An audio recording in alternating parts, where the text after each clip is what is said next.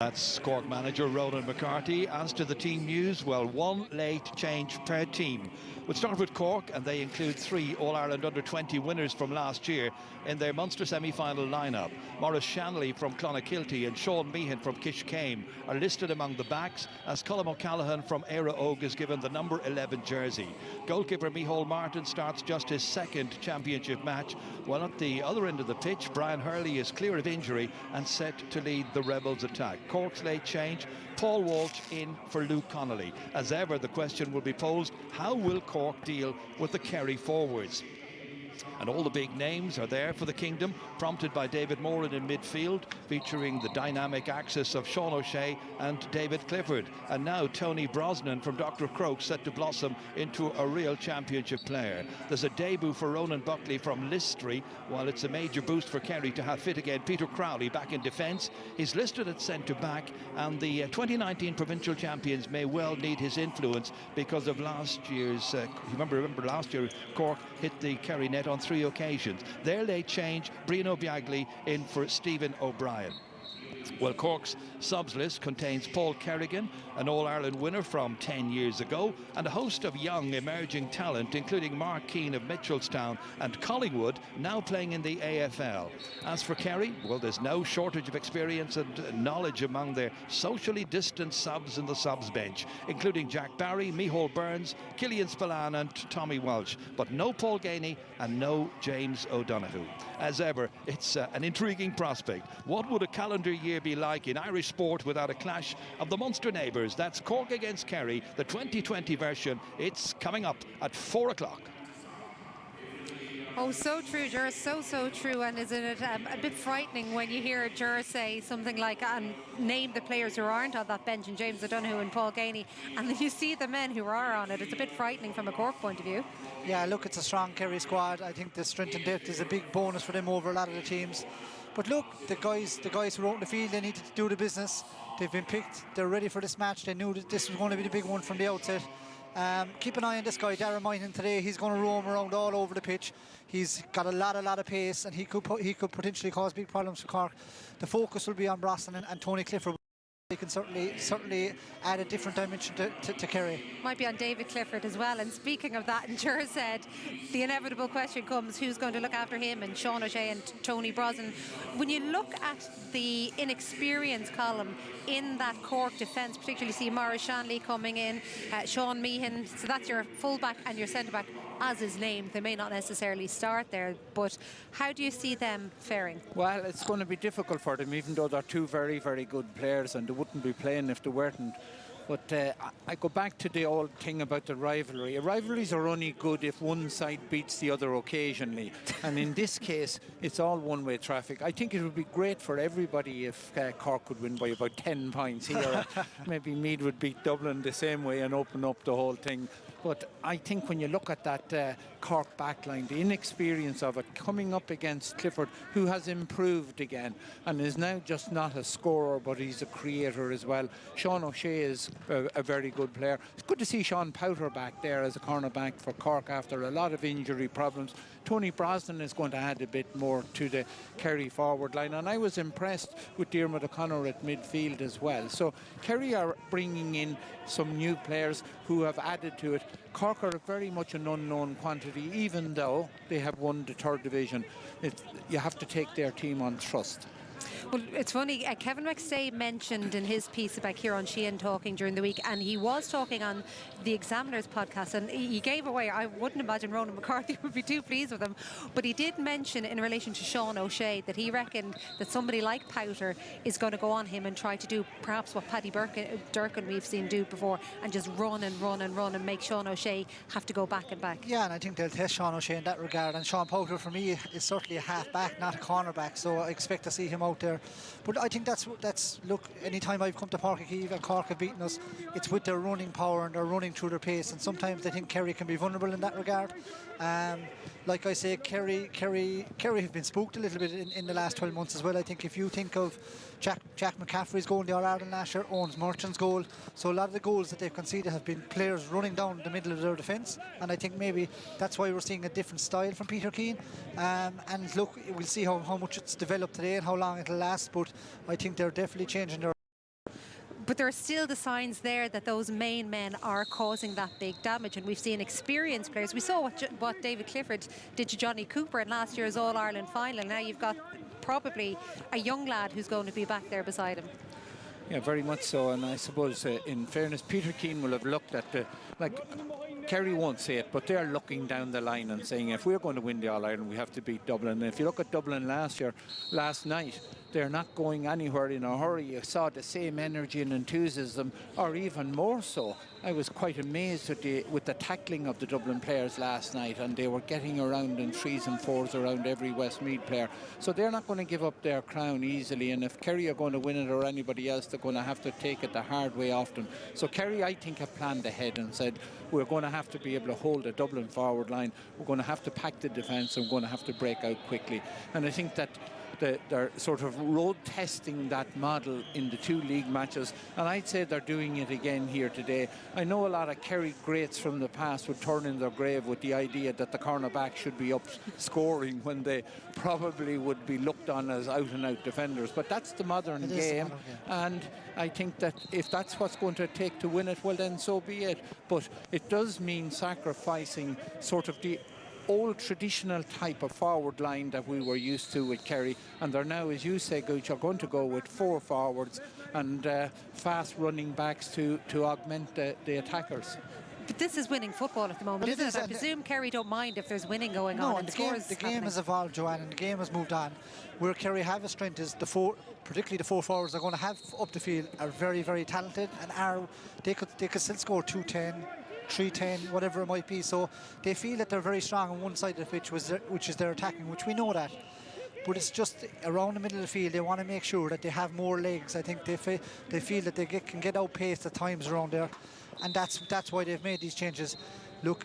So do you mean outpaced, they lack speed around that area? At times, I think at times they overload one side of the field on kickouts, and if they lose it, they're exposed on the other side. I think they've learned from that last year.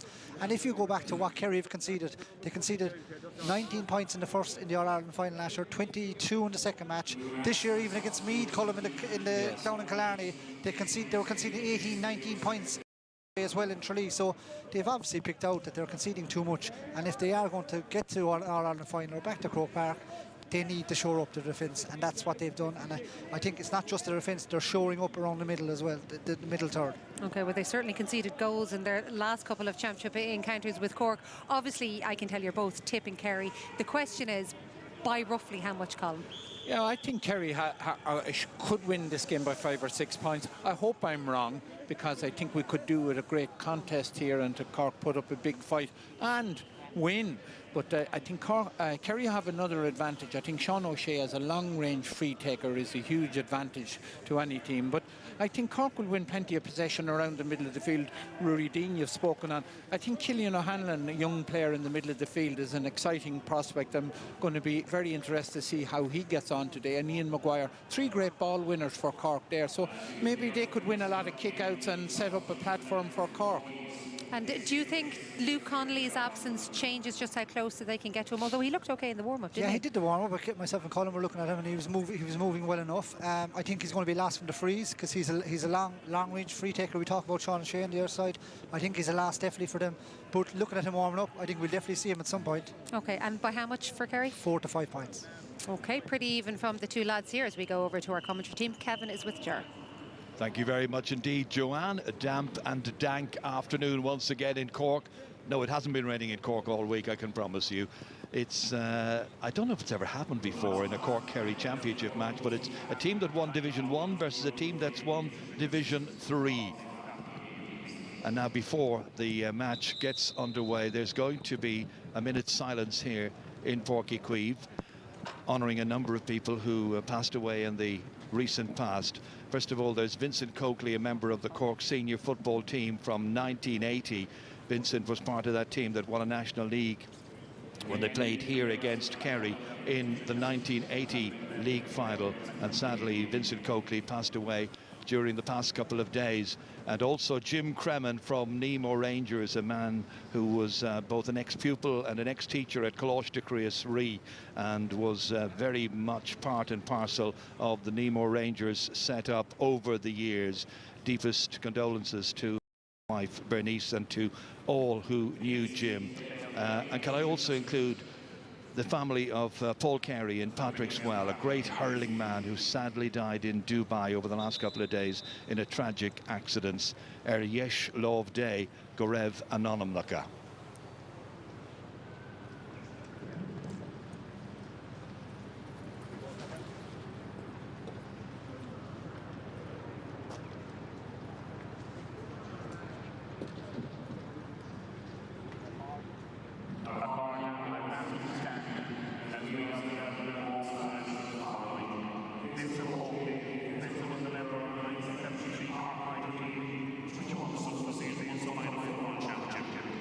Played under 21 in senior football with Cork.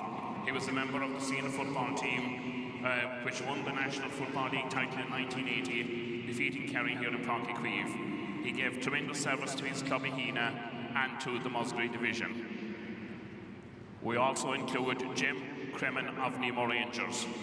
Jim passed away recently. He was a Cork minor goalkeeper on the Cork minor hurling team, which won the Munster and All-Ireland titles in 1969. He gave tremendous service to his club, being always present at all levels in the club for many, many years. We extend our sympathy to both. Common Low Class Gael also extends our sincere sympathy to the Coakley and the Cremin families on this occasion.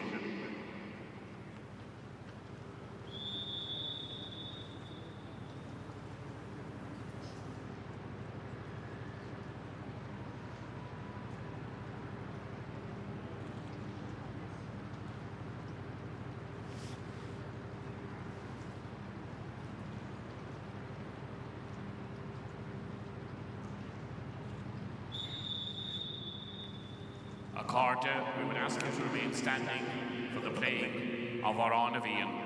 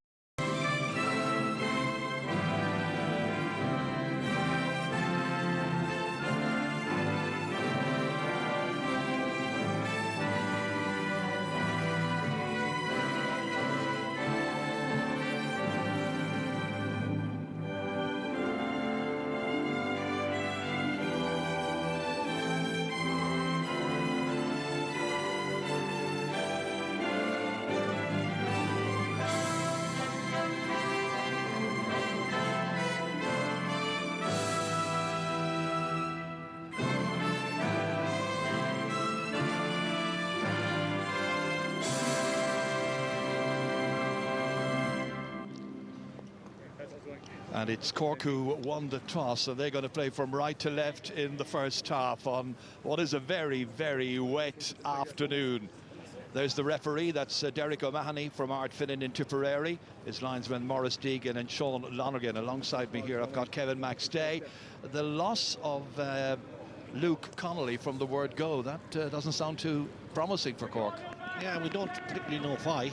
Whether it was injury or form related, we might see him later. But for sure, he's a top player. Had a good match. Little false start. Now we can get away. And straight away it is Diarmuid O'Connor collecting that one and delivering it down towards the Blackrock end. Picking it up here, however, is Sean Meehan. First touch in senior championship football for the 21-year-old. All the way back as far as another debutant, Maurice Shanley. Goalkeeper Micheál Martin from the Nemo Rangers club. They're set to play in the Cork County final, but that'll be sometime in 2021 at this stage. Matty Taylor, Cork trying to make a decent start here against the much fancied Munster champions from last year and current league champions as well. Killian O'Hanlon taking that one back, slipping. Did he handle it on the ground as he fell inadvertently there? Managing to keep it alive there with the man has just come in. Paul Walsh in from the outset in place of Luke Connolly. Over to Kevin Flahiv. I don't think a Kerry player has touched the ball just yet. Minute gone. This is Kevin O'Donovan. Well, certainly well, at least half the members of the team so far have managed to get their first touch, playing in the red of Cork. That's Mark Collins taking it back again. Kerry prepared to just retreat, let Cork play around with it, where they're not actually hurting Kerry just yet, but maybe now as they advance. And that was Sean Powter, and the referee saw a foul inside. It's got to be a free for Cork, a push opportunity for them to take the lead. Yeah, it's going to be Mark Collins from his hands, I suspect. And I was flagging pre-match the early chances that Cork had. These are crucial now. These are the sort of scores that build your confidence and get you going. Mark Collins playing in his 34th ever championship match. Kicked 8 points against Kerry last year. That's under hit, and that's for David Moran to take and to begin the counter-offensive. Nice and easy earlier on. Tom O'Sullivan had got a goal up at that end in the first half last year. Then was in the Munster final. Tyke Morley bringing his goalkeeper into it, Shane Ryan. Diarmuid O'Connor all the way back from Paul Murphy. Now it's Kerry's turn to just hold on, dominate possession, see what they can do. Tom O'Sullivan. Moving forward here is Gavin White. Gavin who got a brilliant goal against Donegal in their last match, which was in the Alliance League 2 weeks ago now. Peter Crowley, so good to see him back. Initial fumble there from David Moran, then the foul committed by Cillian O'Hanlon. Free kick to Kerry. Here's Ronan Buckley, his first touch in championship football. Big, tall man who impressed greatly for East Kerry in the Kerry County Championship. Oh, the jersey of Peter Crowley was pulled. The referee says play on, giving them an advantage, and now nothing coming of it, so he's got to bring it back. And Kerry will have the free kick. Yeah, just a cheap jersey pull. Notice on the Cork side, the two wing backs, in particular Matty Taylor, Kevin O'Donovan, are tucking in on the weak side as much as they can. Gavin White now trying to get away there from the attentions of Ian Maguire. Ball stolen back again, and Maurice Shanley, ball in hands, free to Cork. Out it comes here as far as Kevin O'Donovan. Kevin, who was voted onto the club team of the year last year, the only Nemo Rangers player to actually make that. Maurice Shanley now fouled there by Dara Moynihan. Moving it ahead here, Cillian O'Hanlon. Plenty of space over that side for Sean Meehan. Showing his pace, getting by Gavin White. That's not easy to do. Into the corner here, out came Brian Hurley to get his first touch. Appealing for that one. Going to be a line ball for the Rebels. Brian Hurley, who has been plagued by injuries over the years.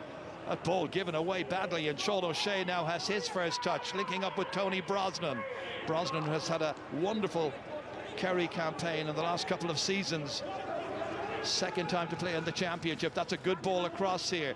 Contained here by David Clifford, and inevitably it's the great man himself who gets the opening point of the match here. David Clifford from Fossa, putting Kerry a point in front. All from a very careless sideline ball from Brian Hurley, and Kerry work it through the hands very nicely, and that man Clifford will not be missing from that position. Peter Keane, the manager, looking on as Micheál Martin belts it out into the middle of the field. You can be fairly certain that Kerry will push up on every Cork kick out and try to press at every available opportunity. Here's Tony Brosnan taking on Flahiv. And then the little tug. Ball brought back, free once again to Kerry, and Cork will have to be disciplined. Yeah, it was a feature of the opening quarter last year as well, Ger. These frees, too many of them conceded. Once there's a bit of pressure and a one-on-one, the first recourse cannot be just to stop them with a free, because they have serious free takers both sides. Shawnee O'Shea one side and David Clifford obviously the other. 4 frees already awarded to Kerry. Sean O'Shea making a little better angle. That's under hit. Micheál Martin having to be on his toes here. Back out towards Flahiv here, who gave away that. And now the ball off the number 4, out for a sideline. So it's going to be a sideline kick for Kerry. Darragh Moynihan playing it in here, dangerously so, but plenty of Cork players there to take possession. Rory Deane expected to be a big influence in this match. Paul Walsh, a bit of surprise that he wasn't included. He played really well in the very last match that they played here, which was against Louth, the day that they made progress as Division 3 league champions. Up as far as Matty Taylor, ready to go by now. Little stumble here, just halted his progress. Foul committed. Free to Kerry. Touched on the ground. Ronan Buckley kicked in here by Tony Brosnan, held on to here. There was a mark possibility there for Seanie O'Shea, but he opts to go in instead, kicking it under pressure. Should be a Cork possession, and is taken out here by the new full-back Maurice Shanley. Opportunity for Rory Deane just to hold possession. Under pressure here is Ian Maguire. 3 men against him. Look at that for the way they are grouping together, Kerry. That's the style of defence that they're coming up with. And here comes Brian Biagli right up to the edge of the penalty area and inside, gives it back here to Tony Brosnan, and Brosnan has the chance, hits it off the post, comes back out to Shawnee Powter, and Powter is able to get it away for Cork. Well, the Kerry defence that time, 4 players converging on the man on the ball. That's the kind of desire and pressure they're going to be applying, I think, this afternoon, and Cork have got to be aware of that. Here comes Kevin O'Donovan, all the way up here as far as Mark Collins, bending his back to take it. Kerry with the opening point of the match, but lots of attacks so far. Getting the ball in here is Brian Hurley. Route towards goal blocked initially, so Rory Deane now standing up strongly, still holding. No opportunity to make inroads so far. 1 man in towards the edge of the 20-metre line, and it doesn't get that far. Back out it comes again, and the end result is going to be another sideline kick for Cork. Massive pressure by the Cork, from 14 back to every ball they're swarming in, putting a lot of pressure, a lot of heat on the carrier. That's kicked in by Kevin O'Donovan, right to the edge of the D there, fisted back out, comes out as far as Tom O'Sullivan, spills loose there. Deane trying to get to it, instead it is Paul Murphy who got there first. Now Connor Moran picking out Tig Morley, the man from Temple No. Gavin White now, the Crokes player, chance to carry it forward here inside the Cork 65. Morley there as well. Darragh Moynihan expected to buzz around the field here, expected to do an awful lot of running and an awful lot of work. Foley clipped in here as far as Peter Crowley. Cork retreat. O'Sullivan again. Tig Morley away to his left-hand side. Opportunity for Gavin White, trying to make some progress down there. John O'Rourke is the one who's trying to keep tabs on him. Still White. All the way back it comes as far as Tony Brosnan. Trying to cut inside Brosnan, kicking it off his left. Bounces awkwardly there for Matty Taylor. Very, very awkward in the misty, wet conditions we're having at Páirc Uí this afternoon. And that's going to be the game's first 45.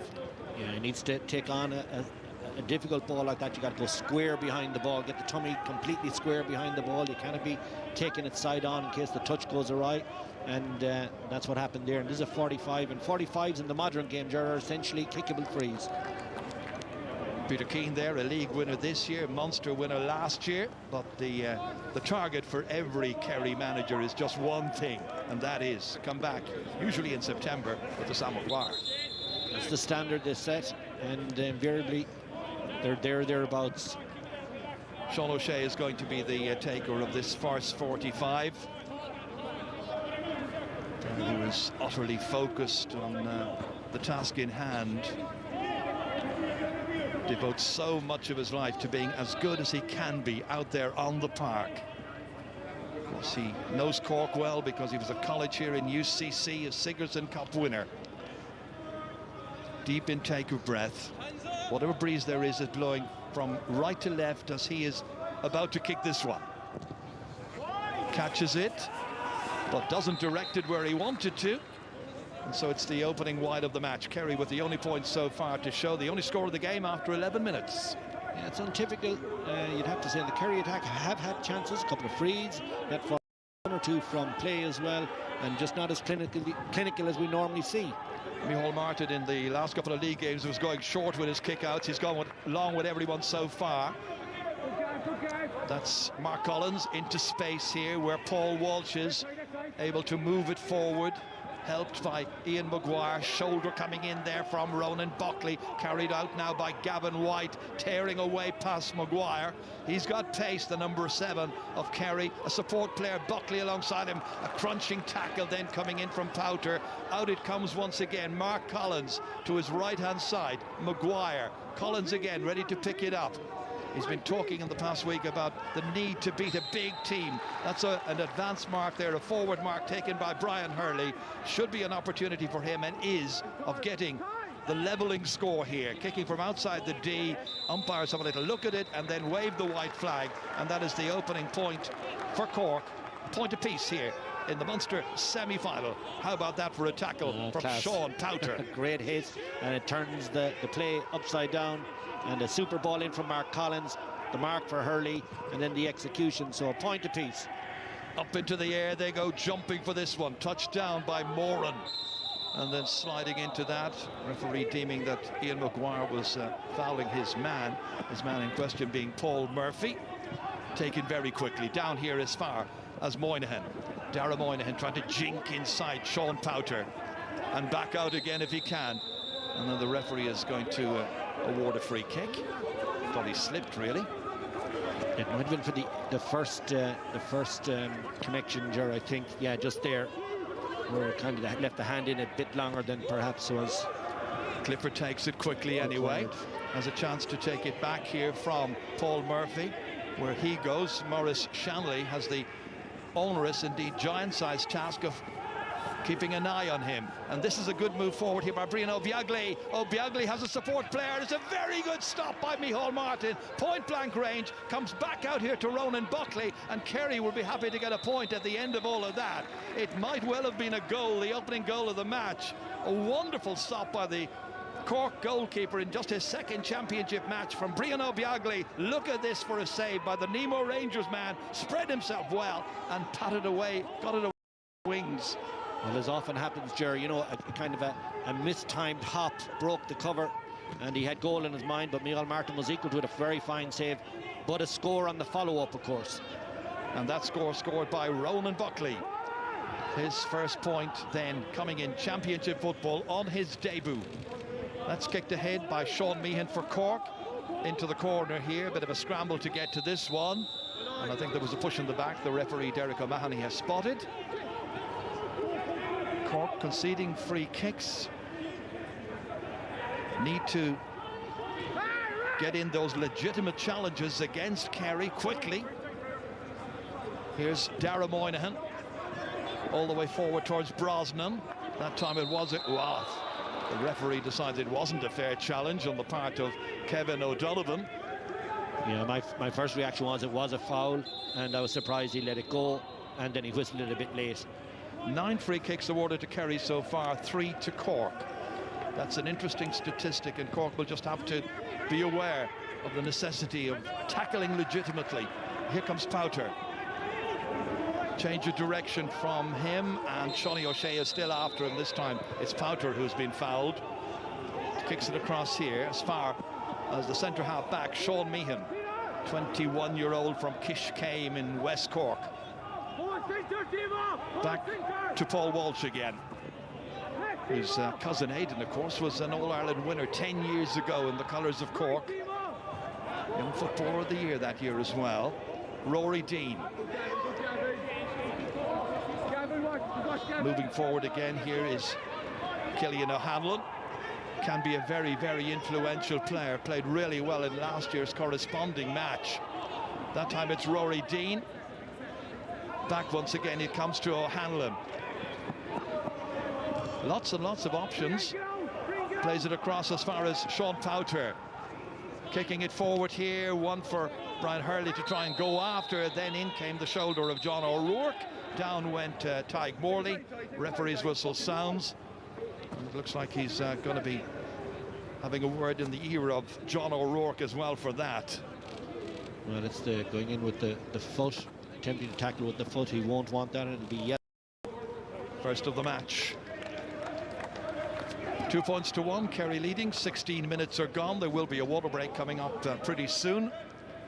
Tyke Morley, meanwhile, still feeling the effects of that challenge, that foul by O'Rourke. Well, I mentioned the foul count so far, Kevin, and Cork showing great eagerness, but they have to bring discipline with that as well. Yeah, there's some silly fouls. I mean, that was a chance where they could put pressure on the cornerback and they just go over the top and give instant relief to the Kerry defence. This is Shane Ryan. Booted into space here. It's an awkward one, but it's going to come down here. In the end, there's a push by Kerry this time on Sean Meehan. And the end result, a Cork free kick, which they have taken quickly. Back out to John O'Rourke again, giving it to Mark Collins. Deep inside his own half of the field. Walsh. Players calling for it. One of them here is John O'Rourke from Carbery Rangers. Killian O'Hanlon now. Player on the right-hand side gives it down the field instead. It's as far as Brian Hurley. Hurley trying to take on Peter Crowley. Then back again towards O'Rourke. All the way back to Paul Walsh. Just not prepared to hit any silly shots, so they're holding on to possession, being cautious and careful, Cork. Hoping to try and get somebody freed up into the right position for the low percentage shot on target. Here's O'Hanlon. No great rush. Sean Meehan bringing Maurice Shanley into it. Matty Taylor back at number 7. He played in the last league match. We saw him here against Louth playing at centre half back. Shanley gives it to Kevin Flav, man who's regarded as perhaps Cork's tightest man marker. Here he is now in an attacking position up to the Kerry 45-metre line. Kerry leading by 2 points to 1. Good transfer. Several players involved. Collins to hit the final shot, and between the uprights and over the bar, and the teams are level. 2 points apiece. Well, you know what I'm going to say. Patience, Gerard. We say it all the time in these mass defences and +1s and sweepers and so on. You have to be so patient to work your chance. Well executed. And that is when the referee has decided to call for the water break. Just a couple of images from the opening 16-17 minutes of the game here. It's some 8 years since Cork last beat Kerry, of course, in the championship. That's Ronan McCarthy's target. It's their longest recent spell without a victory against the Kingdom since the 9-year barren spell between 74 and 82. What have you made of it so far, Kevin? I think Cork are well settled. Kerry are still a little bit snatchy. Some of the opportunities they had, I would have expected them to do better with them. Cork will be delighted, as the challengers really, that it's level pegging. Just show you these pictures here. They're from Scoil Cliana Community National School in Carricktool in County Cork, and they're from the junior class up to the 4th class. Self-portraits. I tell you, there's a couple of beauties in there. Really good. Wish I could draw like that. Anyway, those are your lovely pictures, Jake, and all the rest of the classes down there in Carricktool. Right, 2 points apiece. Peter Keane, what will he have made of the opening 10 minutes or 50 minutes? He'll need more movement. He's not getting as much movement as he wants up front. I think his defence is quite safe. Brian Hurley is definitely an issue. He will cause problems. Powter has settled in very nicely in the Cork full back line, and yeah, it's very well poised. And to get to the water break with the game at 2 apiece, I think Cork will be the happier. So Cian O'Neill there, the former Kildare manager, who was with Ronan McCarthy, part of the backroom team. Kevin Smith and Aidan O'Connell, along with Sean Hayes and Gary O'Halloran, all involved behind the scenes. This kick out here is straight towards Peter Crowley, helped it on its way, and now to Gavin White, who seems to have switched wings. Bring it back, says the referee. That was the run here, and this was the foul by Ian Maguire, just tugging back the Cork man, and they know they can expect problems if this continues, because Clifford is on hand to get his second. That's the first one to come from open play for the 21-year-old. Well, it's too late once he has it in his hands. Shanley is not going to change what he's been doing for a lifetime. Going right, jinking back onto his left and then swinging it left. Beautiful accuracy. Micheál Martin kicking this long again. Kerry there in numbers, but it spills away. Initially nobody able to get it quite under control. John O'Rourke was then fouled. Free kick taken by Mark Collins of Cork. Hits it all the way up towards the unmarked Brian Hurley. For a moment he was unmarked, trying to set up a chance for himself. 13 metres out, oh, it's blocked. On his blind side there was a Kerry player coming across and saved a near certain score. And Kerry now scrambling to get that one. Tyg Morley gets it away out as far as Ronan Buckley. Well, that was a really dangerous situation. It had genuine potential there for Brian Hurley, but he didn't see the Kerry player coming across and making a magnificent block. Well, the chance came from actually another Cork attacker. Pick out it was, but he set a pick and held off the two Kerry lads, and that's why Hurley got so open. You would have thought it was bad marking, but he really should have done better. He should have seen that defender coming in his wing mirror. It might have been Buckley. I didn't see it in fine detail, but Kerry player came out of nowhere and made a great block. Bruno Biagli, who's played in so many different positions for Kerry in recent years. Here comes Peter Crowley giving it off to Dermot O'Connor. O'Connor, a big, tall centre field player, runs out of possession eventually, and Flahiv is able to get it back out to Maguire and take a return ball. And Cork set about setting up the next attack. Kevin Flahiv, lacking support, saw that there was a big gap between himself and the nearest forwards to him, so had to hold it up, then won the free kick. This to be taken here by Killian O'Hanlon. A lot of Kerry players in there, but they can't get as far as Brian Hurley. That's another one that he's won in there, and he's one man who can cause problems. That time ball touched on the ground. He once scored 8 points in a league match in Tralee against Kerry. Has a decent record against them. Scored a goal last year. Luke Connolly got 2 in last year's game. Dara Moynihan setting it forward here. Nice little change of direction there by Brian Biagli. Runs into the tackle then of Matty Taylor, and the referee says free foul by the Kerry player. Free kick to Cork. Ball brought forward. Taylor ready to take it. Kerry leading by 3 points to 2 with 22 minutes gone here. Remember, it's a Munster semi-final, and the final coming up, which will be in 2 weeks' time, and already there. The footballers of Tipperary. Maurice Shanley getting it back as far as Micheál Martin. Switched across to Sean Meehan. Swept forward here as far as Paul Walsh once again. A late inclusion in place of Luke Connolly.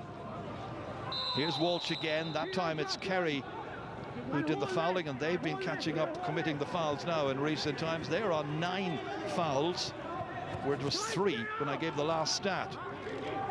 Here's Colm O'Callaghan, first time I think to get his hands on the ball in this match. In as far as Powter. Powter kicking from outside the 20-metre line, showing he's not just a wonderful tackler, he's also a very, very astute forward, and gets his first point in the championship here. It's 3 points apiece, and the teams are level once again for the third time. Lovely handling and lovely jink to his right, made room. That's what cornerbacks can do now in the modern game. They're as accurate as the corner forwards. Sean O'Shea, 2 men against him, kicks it down into the corner here. There to pick it up, David Clifford against Shanley, trying to cut inside, almost losing it, giving it back towards O'Shea, taking it back Clifford. 2 or 3 players converging on him. Back out to Murphy, moved around smartly through Tony Brosnan. Then it's Dermot O'Connor. Here's Peter Crowley rather, delighted to be back in the action again, nicely in as far as Moynihan, shielded it very well with his body, controls it, kicks from 20 metres, and he's got a score out of it. Good work indeed by Dara Moynihan, just his second ever championship point, and he's put Kerry back in front again. Yeah, John O'Rourke lunged really, and this is the earlier play I was talking about. He got a lot of freedom because of a pick earlier on, but he should have seen the Kerry player coming across and putting a great brave block on it. It was certainly an opportunity. Sure was. Paul Murphy now moving forward with some purpose. Dean tracking him, trying to get him to go infield. He wants to stay out there. Brosnan. Tony Brosnan getting by Kevin Flahiv. Brosnan still, this is dangerous, into Sean O'Shea, kicking under pressure and kicking it super. Oh, he's kicked it wide. I thought he'd managed to make it. Stays at 4 points to 3. Second wide by Kerry. Well, I was like you, Ger. I thought he had made it as well, and the umpire was unsure for a moment, but nothing. It flies by on the outside. Nothing from the player himself. It's always the best indication. An optical illusion.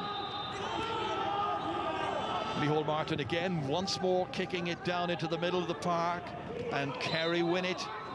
Paul Murphy making the mark, giving it off to the midfielder Diarmuid O'Connor. Able to storm forward here now up to the 20-metre line, and that one has gone wide.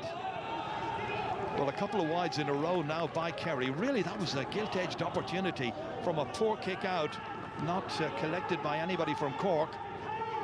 And that was and put them on top of the first quarter misses that I was talking about. It's just so unlike a Kerry forward division to give away. And I know that was the midfielder flying in through that time, Diarmuid O'Connor, who has impressed, but they don't tend to miss those sort of opportunities. David Moran is out ahead of everybody that time to claim it, so another kick out has gone to Kerry. They're going to have to vary that somewhat, Cork. Ronan Buckley and passing it as far as Paul Murphy. Low inside here towards Tony Brosnan, steals a march on Kevin Flahiv, and Flahiv fouls him, and the referee has the notebook out, and I think it's a case of one too many. And he had an opportunity to pass the ball to the runner on the outside. Lovely mark by David Moore again. He's so good at it, and then he drove onwards. He didn't claim the mark. The referee gave it to him, but he didn't bother claiming it. You can see the hand up there. But drive on. Flahiv was ticked, no yellow card given. Clifford, however, will make Cork pay for all of that by kicking it easily over the crossbar, and he's got a third so far, 2 of them from frees. 5 points to 3, then Kerry lead with 26.5 minutes gone. Well, now what are they going to do with the kickouts that Kerry are winning in the middle of the park? And look at the push-up and the pressure that Kerry is forcing Micheál Martin to go along, and then it's a 50-50 contest. Kick to the wings this time and hoping for better. Ian Maguire does indeed touch it down, and that one works out for Cork. John O'Rourke slipping this one back as far as Flahiv into the centre for Mark Collins. Storming forward now is Cillian O'Hanlon in the driving rain. Ian Maguire holding it up, supported here by Mark Collins. His 10th year playing championship for Cork, looking for a big victory against Kerry. Victory against the old enemy being few and far between. Cillian O'Hanlon cracking that one, but it's away to the left-hand side. Just Cork's first wide coming, as you can see, in the 28th minute. 2 between them. Jumping off the game plan there, Cillian O'Hanlon. They want to rotate the ball. They want to get the 2 minutes out of the full attack, and he just takes one there, pots it, and well wide. Since the water break, Kerry, you've got 3 points to Cork's 1. Those water breaks can often be highly important in that respect. A team can suddenly put a burst of scores together. Happens time and again. That time, Ian Maguire trying to burst forward, stopped in his tracks, free kick. Yeah, it should be more than that, Ger, really, because that was a cynical foul. Maguire had a player inside it. It might have been Mark Collins, I think it was, and O'Bughley just comes across him and really, takes one for the team, but didn't actually get a card. Brian Hurley is going to take this from his hands. We've also seen Cillian O'Hanlon hit them from the ground from about 45 metres, but it's Hurley entrusted with this to try and narrow the lead, and he has let that one slip away left and wide. So a second wide by Cork in the space of a couple of moments. 5-3 still. Game really yet to catch fire. Slip here by Peter Crowley. Forced into the error by the persistence and the presence of 2 Cork forwards that time. He's going to throw this up, Ger. There's sledging after the event. I think you're going to see that. I'd be very surprised if not. Cillian O'Hanlon goes in stupidly. And here's a tap over free. There he is talking to him, yeah. So for verbals. Yeah, he's turned the decision around. Now that is just such poor discipline by Cork. Anything can happen now. Well, it could have been a one-point game. It might still be a one-point game. It's Collins, and this time there's no question about it, as Rory Dean is grounded, and there's got to be in, and if everybody keeps their traps shut, they might well get to kick it. This is what happened a moment ago here, and there you can see a couple of players had words with Peter Crowley. Now here's my question, Ger. If he's changed the call and made it a hot ball, where's the black card? Yeah, there is a black card. That is a black card offence, 1 of 5. Hands up, Paul, hands up, Paul. Mark Collins is going to take this. Easy as you like, puts it up and over. Pressure was on him nonetheless. So a second point for Collins, and it's 5 points to 4. 5 minutes to go to half-time. Cork lucky to have the full complement for those 5 minutes as well. And but well put away by Collins, and 1 point game. You're right, Ger, it hasn't taken off the game, but it's still so well contested. There were 2 players sledging, as it were, when Peter Crowley went down at that time. Could you get 2 black cards for that, I wonder? Of course you could. That would have been interesting. Here's John O'Rourke now. Back out here to Sean Meehan. Killian O'Hanlon, one of those involved in all of that. Kevin O'Donovan keeping it going. Very assured wing back who loves to go forward as well. Rory Dean. O'Hanlon looking to try and make inroads. Operating around the edges, 65 metres out from the Kerry goal. Possession, yes, but a point behind still. Powter impishly carrying it forward, slipping. Cork fans delighted to see him back in the Cork starting 15 again. First time in a couple of years for that in the championship. Down he goes. This time it's Colm O'Callaghan who's fouled. Fouling in the middle third by both teams is savage. They're just letting no build up so they can set up and use their extra man in the defence. But the referee really is going to have to take a hold on that. It's not heavy fouling, but it's delay fouling. The referee has been busy, Kevin. He's blown his whistle 26 times so far for fouls, 13 per team. Rory Dean. This time getting away here is Kevin O'Donovan, supported by Matty Taylor. The man they free up here is Paul Walsh. Nobody's going to try a shot, even in these conditions, from any kind of distances. Collins trying to get it back into the inside forwards, inside towards the dangerous Brian Hurley. Tackled well. Kerry win it back. Have it there with Gavin White. Out to Diarmuid O'Connor from McGuile. That's kept well going there by Buckley, but stepping out in spite of his very best efforts. Gavin White is down too. He took a heavy belt from Brian Hurley, and then there's a follow-up belt just as it was passing the ball, slightly late as well, I'd have to say. But nothing savage in the tackle, but late all the same, and he's breathing hard. A couple of hefty belts in this match, that's for sure. Killian O'Hanlon coming onto it here is Paul Walsh, dispossessed. Bending his back to take it there is Ronan Buckley, justifying his inclusions, physically strong. But here comes Collins again, trying to add to the couple of points he's got already. Under pressure, wide this time, 3 wides for Cork. And it's got a deflection. It's a 45 instead, so not a wide. Well, he got lucky there because it was a poor shot selection.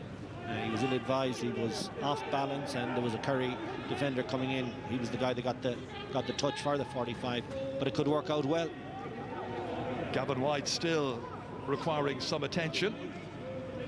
Injured a little while ago, not 100% just yet. That would be a concern most certainly for Peter Keane, because Gavin White's become more and more this year. Insofar as we've had a championship and league season, he's become a very, very important player for Kerry. And that was one of the wallops he got. He got an earlier one where it bounced off Brian Hurley's chest, and Brian Hurley just went through him then. Well, it's going to be Killian O'Hanlon.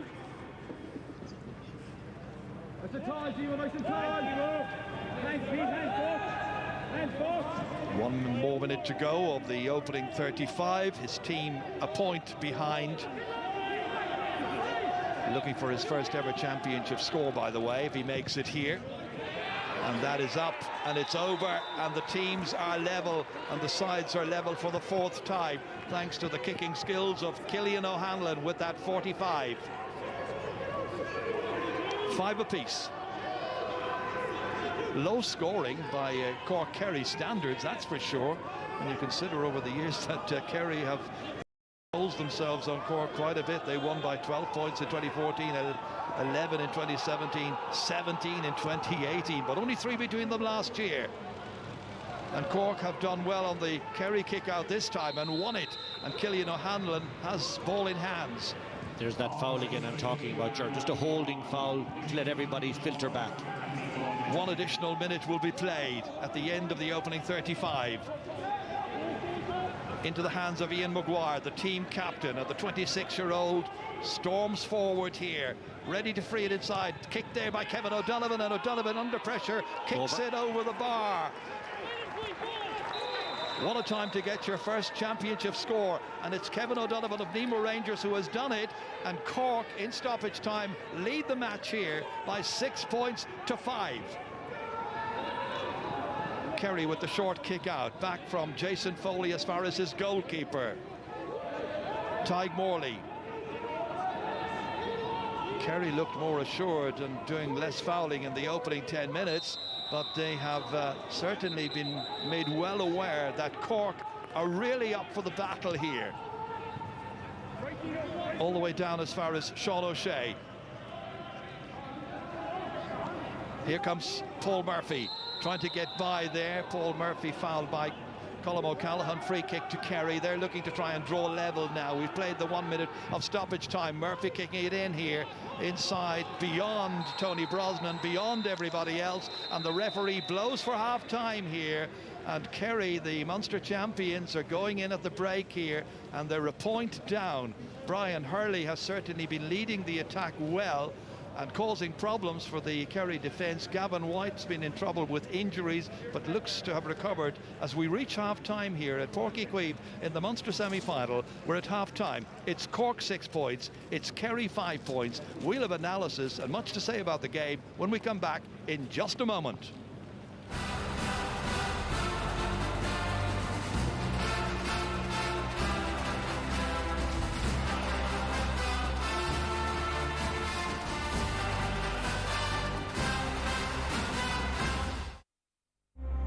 They travel from all 4 corners, a journey of thousands who become one. FAI Chief Executive John Delaney. A portrait of one of Irish sport's most controversial figures. The only public figure that I compare him to is Donald Trump. If you look at so many public statements the FAI released over the years, John's name is like front and centre in so many of them. He had come in, decided not to answer questions, and really had handed it over to them. I've read my statement already. In other words, dropped them right in it. The John Delaney Story, Monday at 9:35 on RTE1 and RTE Player.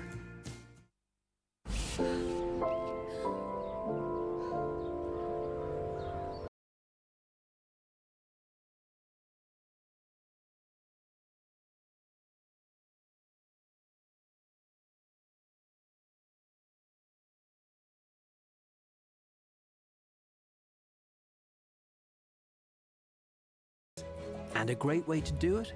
Go to boardgoshenergy.ie, the only place where you can get our best ever dual fuel home energy offer. Save on your gas and electricity today when you switch online at boardgoshenergy.ie. When it comes to your health and well-being, we believe you've waited long enough. Our Leia Health and Wellbeing clinics provide urgent care for minor illnesses and injuries within an hour of arrival, 365 days a year. We don't just want to help you get well, we want to keep you that way. That's why our clinics also provide cardiac screening and consultations with a health coach. Just another way Leia Healthcare looks after its members. Leia Healthcare, looking after always. There's a light, a certain kind of light. All new Renault Captur, a stylish car for all your lives. Now available as a plug-in hybrid too. See our full range of Renault hybrid and 100% electric cars with a €1,000 green grant, 2.11% APR and 3 months deferred payments. The Renault hybrid and 100% electric range, now available.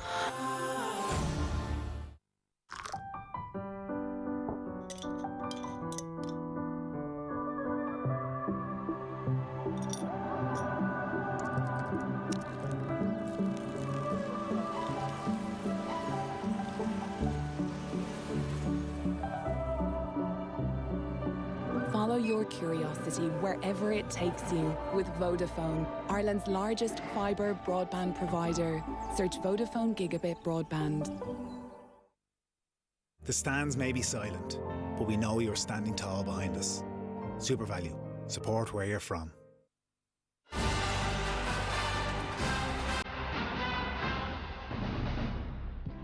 We were all so looking forward to this at Páirc, and yet at half-time only 11 points scored by both teams, so it's Cork at the head at the break, 6 points to 5. But Colm O'Rourke, we have to stress time and time again what the conditions are like out there. How much of a role is that playing in the fact that it has been niggly and scrappy? It has. It's been very disjointed. I don't think you can blame the conditions. Good players perform well in wet conditions. Certainly I would have preferred wet rather than wind whenever we'd be playing. And Kerry, for me, have been a very big disappointment. I think it's a game that's been really played on Cork terms. There's been a lot of frees, a lot of stoppages. Cork don't want a free-flowing open game, so they have reduced it to a bit of a battle, and they're saying to Kerry, come on, are you willing to get stuck in? And for the last 10 minutes of that half in particular, Cork were very much up for the fight, and Kerry, to me, were very disappointing in that first half. They carried a lot of ball into contact. There don't seem to be any fluency to their play at all, and they looked a poor enough team. You know, I expected better. Yeah, and we did talk up the defence and all the changes they've made. OK, Cork have only got 6 points, but some of those points have been excellent, and they've frustrated Kerry at times, haven't they? They did, and they're attacking ferocity and intensity around the middle of the field, and we knew Cork would bring that. And to be fair, this is a ball into Brian Hurley. This was a real goal chance. He steps back inside. To be fair to Tyke Morley, he does very well, and Ronan Buckley, that's why he's picked at number 12 to come back and help his defence. A brilliant block, but there was definite goal chance for Cork. Again, you've Sean Powter. We talked at the start of the game. He's a big threat coming forward, and that's a trademark Sean Powter point. And Cork, you'd expect this from them. Again, Ian Maguire powering through the middle as he can, opening his legs, and this is Kevin O'Donovan right before half-time. Excellent point. So they're right in the game, they're taking it to Kerry, and the conditions actually helped them in terms of creating a battle around the middle of the field, and they seem to be dominating that area at this time. Now, I know it looked like there were loads of players back for that particular Cork attack, or plenty of players back for that particular Cork attack, but that wasn't always the case. Sure, it wasn't. Like, at times Kerry left themselves quite open at the back with not a huge amount back. Absolutely, they were going one-on-one. Of course, Cork have a sweeper, so it automatically means that Kerry have a sweeper, but I think what Cork have done, have got to grips with the Kerry kick out in the last 10 minutes, and it's unusual to see here that the Kerry full forward line are actually pushing right up in front of the full back line and letting the full back line go out the field, and more or less daring Shane Ryan to kick the ball over them. And of course, it's not a day for sort of dramatics like that, and he got away a few short ones, but the long balls to the middle of the field, Cork seemed to outnumber Kerry whenever the ball broke in the middle of the field, and that's a sign of the sort of willingness to battle that they have brought to this particular game, and they've worn Kerry down and brought the game very much to their level. And you would say in the last 5 minutes of the half, they've been pouring forward there. Kerry don't seem to be able to get on the ball. They want to seem to play a nice game, and it's not a day for that. Well, how have the Cork defence then stood up today, especially given that they have so many young players, as we pointed out beforehand? Well, if Clifford was able to get the ball, he would have done damage, but the big problem for a lot of Kerry players is that they have carried the ball into contact. Now, Brianna Bregley should have probably either put it on the ground or passed it across the goal. Like, that was a fairly easy chance, but that's why he's a back, I suppose, and he's there. But then we have these plenty of examples of Kerry players carrying the ball forward, running into a stream of Cork defenders, a lot of red jerseys back, and you know, there was a lot of frees given away. Could have been frees, but a lot of the time Kerry players overplaying the ball. They need to move the ball on much quicker, not carry into contact. And to be fair, I think the turnovers is giving Cork oxygen.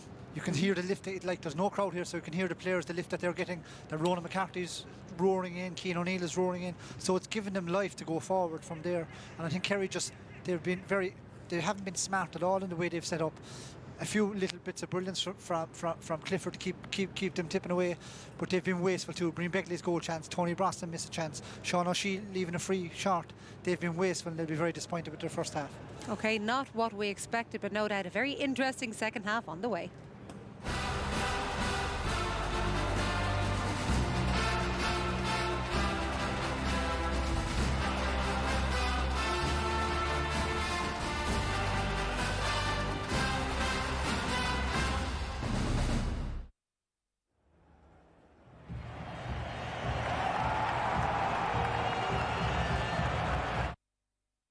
I'll show you what I made up.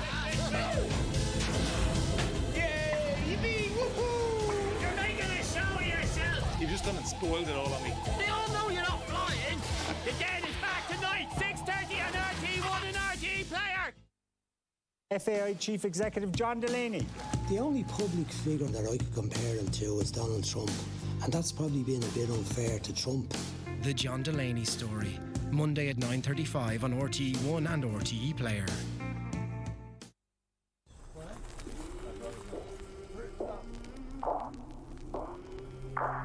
Try to catch me howling at the moon.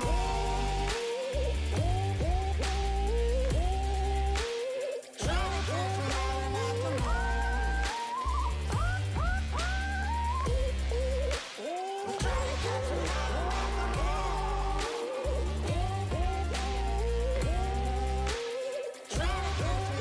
moon. Belief. It can be hard to hold on to when you can't see the way. But with Ireland's first ever online mortgage tool, AIB shows you the light. You can upload your documents, chat to us if you need help,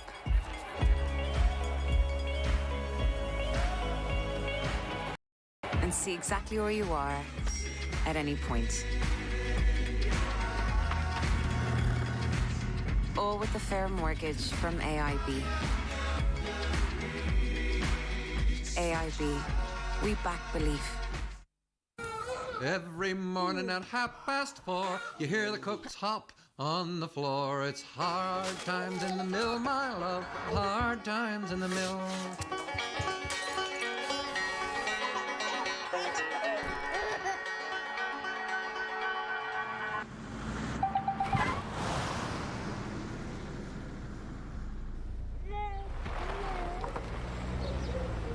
Every morning at 4:30.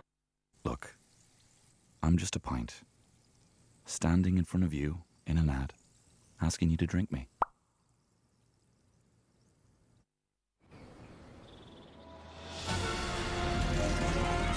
Surrender.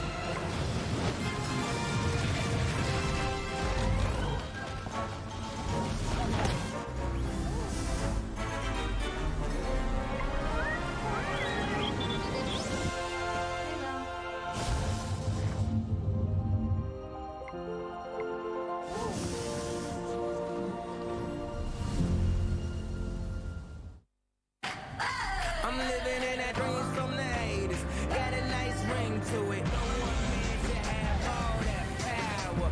The clock's ticking, I just count the hours. Invictus. Olympia. Fragrances by Paco Rabanne. Want to master your beard? Join the club. Barber Club Beard and Skin Oil by L'Oreal Men Expert with cedarwood essential oil. It tames and conditions the beard, nourishes and soothes the skin. Master your look with the complete Barber Club range. Groom your body and skin and style your hair like a pro. Join the club. You're worth it.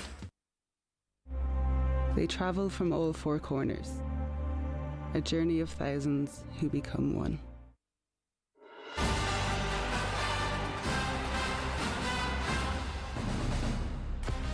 Well, on top of all our other coverage next weekend, you can also see the Leinster Senior Football Championship semi-finals. That is Meath against Offaly Kildare. They don't throw until 5:30. Hammered Wicklow today, 7-14 to 7 points, including a hat-trick on his debut for young Mr. Morris from Nobber. He scored 3-4, and it's also Dublin against Laois beating Longford today. So that's all from next Sunday from 1 o'clock. Here, though, at Páirc, it is Cork ahead by a single point against Kerry. A lot of people expected Kevin Flaherty would be the man to pick up David Clifford, but it's not. It's the youngster Shanley who is making his debut today. And how has he done? Yeah, he's done okay. It's been that's probably the ultimate test for him. He started tough. Shawnee Shea with a beautiful pass for Clifford, and he's not going to miss from there. Clifford's a tough draw for any player, and he's done it at the highest level. Again, Paul Murphy down the line. In this instance, it's very difficult for a defender. If you step off him, he'll take you on, go down the line, but he cuts back inside beautifully with the left boot. And Kerry just need more from him, and they haven't got into situations where they've created those one-on-ones too often. I think there's going to be a goal early enough in the second half here. I just get a sense, and whoever gets it could be in pole position to take the game forward. What way do you see this second half going? Well, it's as I was saying before half-time, it's a bit of a dogfight. It's going to show what sort of stomach for battle that Kerry have. Well, what have they, do you think? Oh, well, I'm sure they have. You know, it's only halfway there. They have the advantage of a bit of a breeze to come. Definitely they will be stung by what has happened in the first half. We haven't seen Gavin White or Paul Murphy or Jason Foley or Tom O'Sullivan getting into attack at all, and that's due, I think, Cork have done their homework and they've flooded the wings and stopped them getting forward. So a lot of the things that I think that Cork have prepared for have worked out very, very well, but whether you can continue that over a period of 70-80 minutes is another thing. Well, we'll find out as we head back to Kevin and Ger. Thank you very much indeed, Joanne. Don't think there are any changes whatsoever for either team. In the first half, Cork had 10 scoring chances, took 6. Kerry had 13, took 5. Straight away, a free kick awarded. Kerry back once again threatening. David Clifford rolls it all the way back, booted out of play there by Paul Walsh. Kerry looking to try and get on terms as quickly as possible. Colm Cooper feeling on our panel that there's a goal coming early in the second half. Let's see, he should know. He's scored 5 goals and 77 against Cork over the years. Let's see whether those who have followed him in the green and gold can do something similar here in the second half. Calls a bit of mayhem. David Clifford into open space here. Paul Murphy slipping, looking for support, has it. It's Tony Brosnan, and Brosnan getting a championship score here and tying up the match right at the very start of the second half. So level now 5 times here. But the point belongs to Clifford. That pass with his right foot, magnificent. Just put on the brakes here, sold a little dummy, and then has the other foot. He's unreal with his left foot, of course, and then his right foot right across the pitch. Well, Tony Brosnan will glad to see the point alongside his name anyway. And here comes Sean Powter, who's already scored in this game, knocking it down. The hand of Tyke Morley got there ahead of Brian Hurley. Racing across to try and get this one. Killian O'Hanlon pushing the back by Murphy. Free kick. O'Hanlon from Kilshannig ready to take it. Into open space here for Maddie Taylor, holding off the challenge. Walsh. Once again, it's Kevin O'Donovan. Sean Meehan now, leaving it for John O'Rourke. Once again, a cautious build-up. No chances taken. Kerry back en masse. O'Rourke.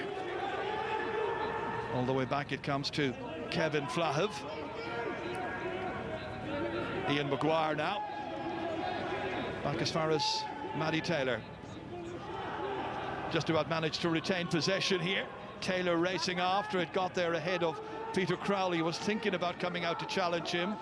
Back in here as far as Killian O'Hanlon. Mark Collins leaves it there. Walsh comes onto it. A lot of work to do to try and get it anyway. There, the goal, the ball turned over. Yet another turnover in this match. And Kerry now able to come forward here. Brian Obiagli, who had a goal chance in the first half. Best goal chance we saw. Sails in over the head of Clifford. Dangerous situation, gets the ball back. Oh! That has gone wide. How did he miss? He can't believe. Well, he went for it, that is for sure. There was a tap over point. I thought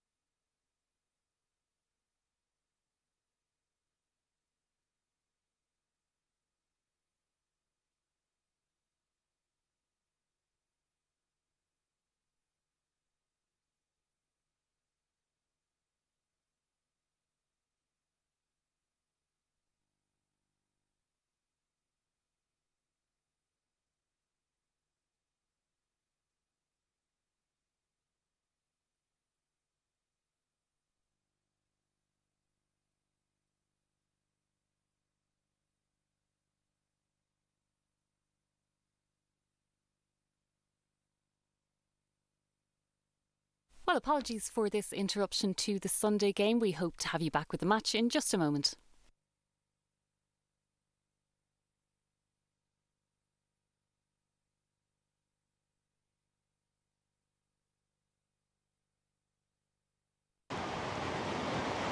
Cillian O'Hanlon, Brian Hurley. Have you ever seen anything like this? I was in Ballybuffet last Sunday, Ger. Well, we may have lost pictures because of the heavy rain. We apologise for that. And it's going to be a free in for Cork for a foul on Ian Maguire just outside the D. And Cork have an opportunity of taking the lead again. But impossible conditions, you would have to say, under normal circumstances. But here we are, mid-November. This is the championship of 2020. This is a big free. I'd have to say, Ger, it was awarded from the handy department, let me put it that way. And Mark Collins, who had an effort in the first half, he's actually handed it over to Cillian O'Hanlon. You'll recall he kicked the big 45 in the first half, so confidence should be up. Again, apologies for the loss of pictures. Cillian O'Hanlon, who kicked 145 earlier on, approaching this one now. 5 minutes into the second half, almost 6. Looking for the perfect connection. He does just that, and it gets up and over the Kerry crossbar. And a second point for Cillian O'Hanlon, the 27-year-old who's made it Cork 7, Kerry 6 in this Munster semi-final, where there is a place at stake in the final in 2 weeks' time against the Premier County from Tipperary. Paul Murphy for Kerry taking it out here in the monsoon. Gavin White then trying to get away from Ian Maguire. It's been niggly like that for so much of this game. Diarmuid O'Connor. It reaches Brian O'Biagli up to the Cork 45-metre line. Sean O'Shea says, give it to me. Diarmuid O'Connor looking forward to see just where's the optimum place, and it skids in the turf there, and there was nothing in the world that Tony Brosnan could do about it. Yeah, if you're not behind the ball, it's once it hits the surface. I mean, it's torrential rain, obviously, and there has to be a lot of water on the surface, no matter how good Páirc is, and that makes it really difficult. Your first touch, well, your passing, of course, has to be perfect as well. It's like being in the shower for the full 70 minutes. But Cork and Kerry are doing their level best to entertain us. Brian Deane fouled. The pitch has held up really well, just like it did last week. And of course this pitch was maligned over many, many years. But the Cork County Board put money in, and they put a lot of care and effort into it. And they deserve credit, I think, for getting it into the state in which it is right now. Very playable. Can't do anything about the elements unless we put a cover on the place. It's a thought. Cost enough money now, Kevin. Cillian O'Hanlon back out here as far as Sean Powter. Sean Meehan up to a certain point, then gives it off to Maguire, and he tries to penetrate as best he can, loses it. Then there's a support player. It was Powter again. Then the boot of John O'Rourke came in to make contact as the Kerry player was trying to pick it up. That's a foul. Diarmuid O'Connor commits to picking it up, and that's a lesson for sometimes you're going to get a belt and it's going to hurt, but if you bend your back, you get the free. The season will end for one of these two teams at the end of this match. There could be extra time, of course. There could be penalties.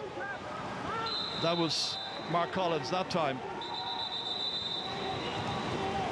And the referee now seeing that a substitution's about to be made, and Mark Keane is coming in. Mark Keane is coming in place of Colm O'Callaghan. This is the player now who's playing in the AFL with Collingwood, played recently against Fremantle, Mitchelstown player. This is his championship debut. So back from Australia for the Christmas and the winter, presumably, and now playing in the Munster semi-final. Let's see how he does. And he's gone straight to 14. He's a massive presence, obviously, in there. Jason Foley glued to him, welded to him, and keeping a big eye out. Well, Kerry have the ball back. Kerry now trying to turn possession into a scoring opportunity. It's with Clifford, their main danger man.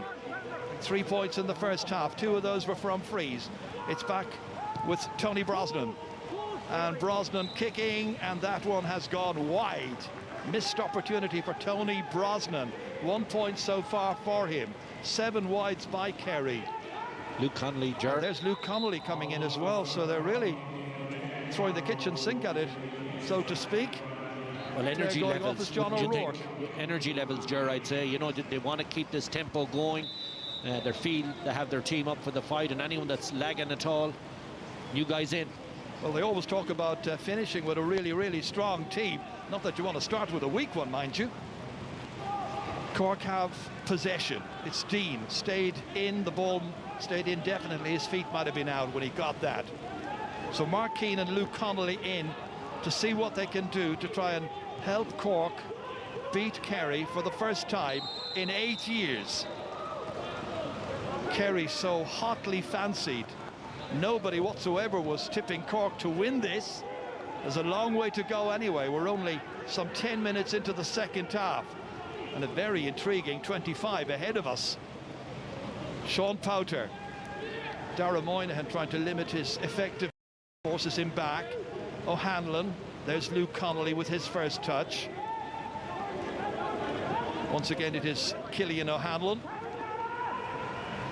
Cork in no rush. Powter. Kerry can't trouble them if they haven't got the ball in their hands.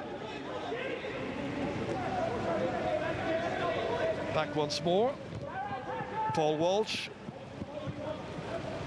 Change of direction by Ian Maguire, but they're still only in the middle third.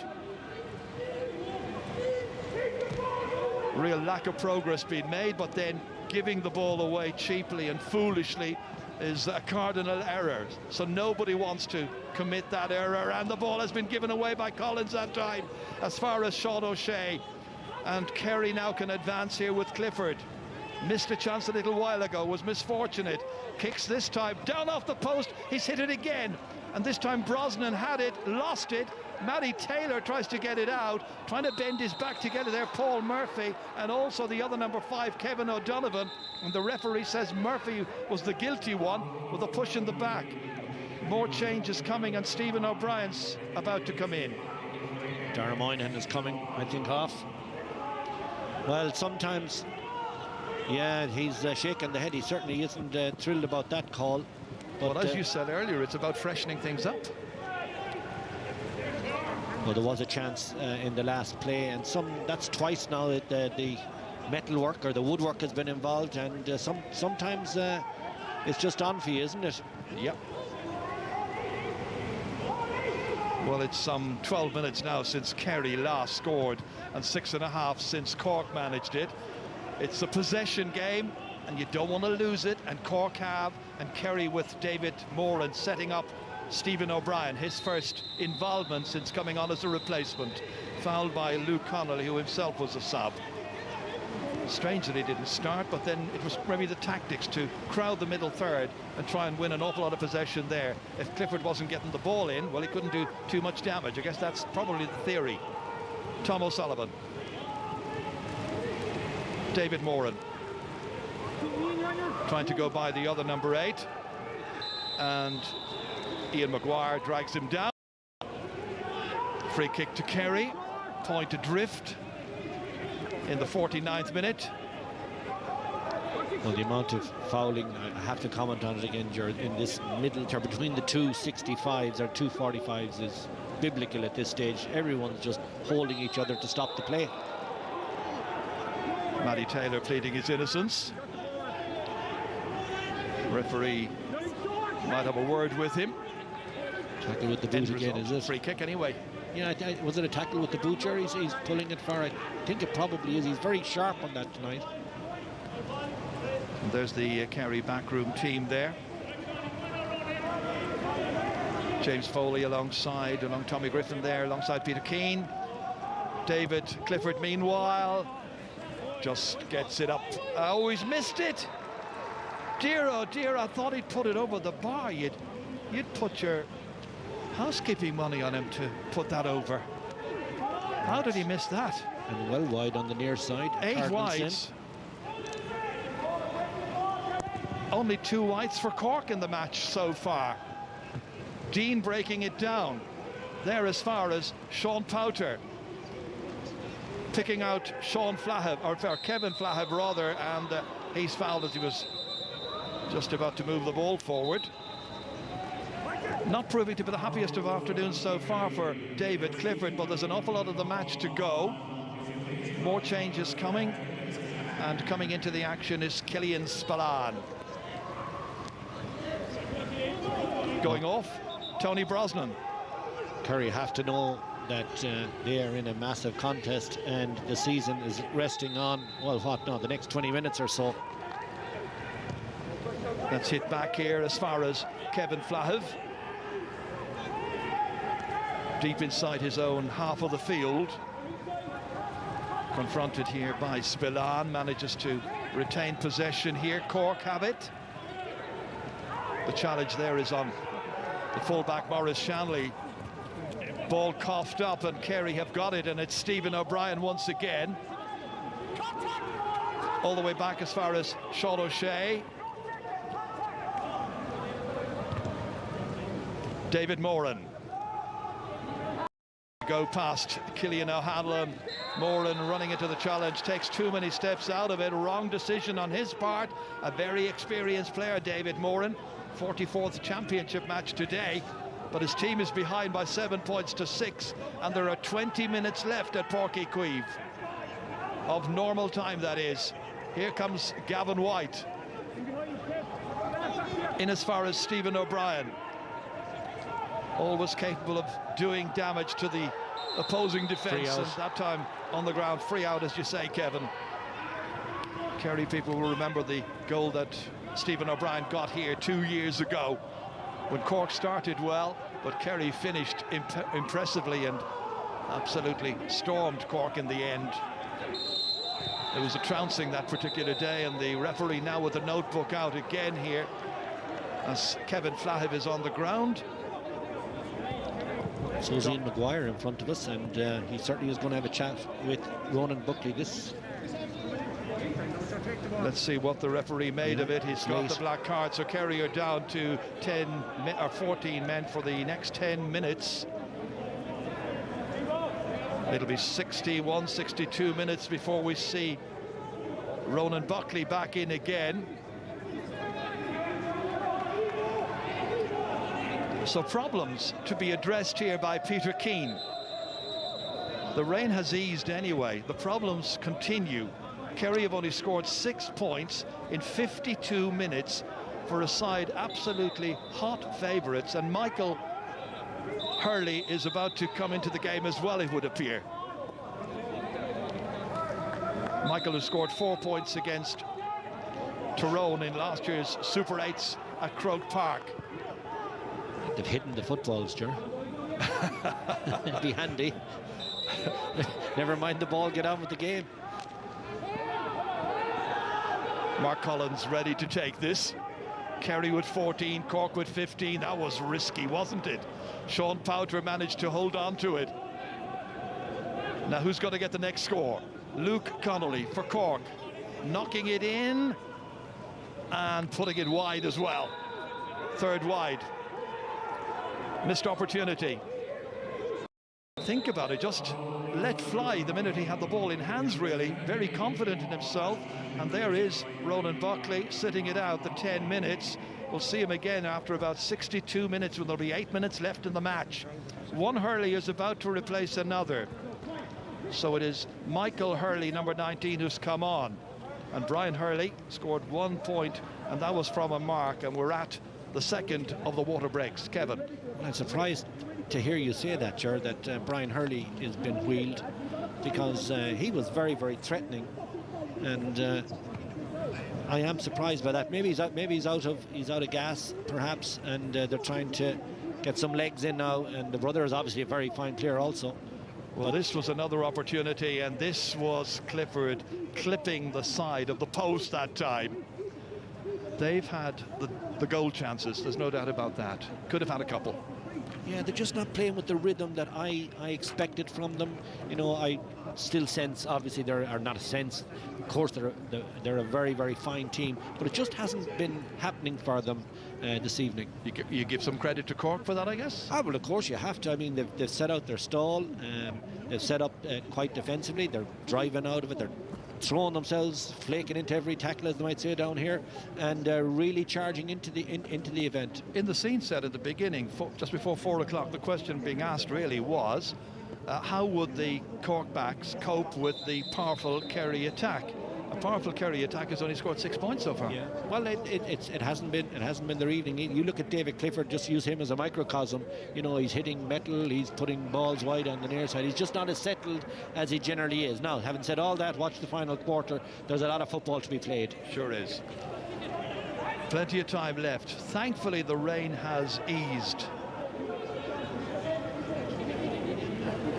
All set to go then for the final quarter. Kerry have also got a player prepared. Jack Barry is going to come in very shortly into their midfield, I would imagine. And I do see Brian Hurley still out there, Ger, number 14. Yes, he is. Yeah. David Moran takes this one in. Peter Crowley, the man with ball in his hands, fouled. Free kick to be taken by Gavin White. They've got a motor in Kerry. There'll be an awful lot of very anxious people watching their TVs in County Kerry, where they expect so much from this team. Beaten after a replay, as we know, in last year's All-Ireland final by the Dubs. There were high hopes in 2020, even if it is the strangest ever year for all of us. He has to take some action now over this constant fouling in the middle. I know I'm harping on about it since literally the throw-in in the first half, but this is a big strategy that both teams are using. Kevin O'Donovan is the player being spoken to by the referee from Tipperary, Derek O'Mahony. So what is to be his fate? Oh, yellow for sure. Yellow card. Yeah. And Jerry, he could be talking to 10 more of them. Remember that Kerry are still one man down. They've got this free kick. David Moran. Again, the referee waits because substitution. There's another player coming on, and that's Jack Barry, number 18. So Barry is on, Brian O'Biagli is off. Had a really good goal chance, suddenly, in that first half, denied by Cork's goalkeeper, Micheál Martin. Now the free can be taken by David Moran. Kerry getting a bit edgy. Sean O'Shea back here, Jack Barry into the corner, retained in there well by the substitute Killian Spillane. After him goes Flahiv. It's still Spillane, dangerous, and he fists it up and over the bar, and he's got the equalising score here for Kerry, doing exactly what was expected of him when he came on as a substitute, getting a score, getting the teams back level once again, level for the 6th time. He was going to get a handy free as well, because his jersey's been pulled, and Derek O'Mahony correctly had the hand up for a nice handy advantage if he had missed it, but he expertly fisted over the bar. Level pegging. Cork go long again with their kick out. David Moran clasps it well. As far as David Clifford taking on Flahiv, holding him off. All the way back it comes, and that could be anybody's ball, as Killian O'Hanlon got across, and then he was fouled. That's Jack Barry this time. Yeah, it has to be. Referee's doing an awful lot of noting, nothing whatsoever the ref can do about it. The players have been committing the fouls out there. But he really could have let that one run, because Killian O'Hanlon got to the pitch of it, and the advantage was with Cork. He could have come back and done this booking later on. Yellow card given to Jack Barry just moments after coming on. Maurice Shanley, the debut man from Clonakilty.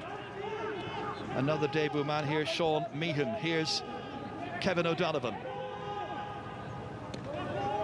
Both teams now going searching for the next score.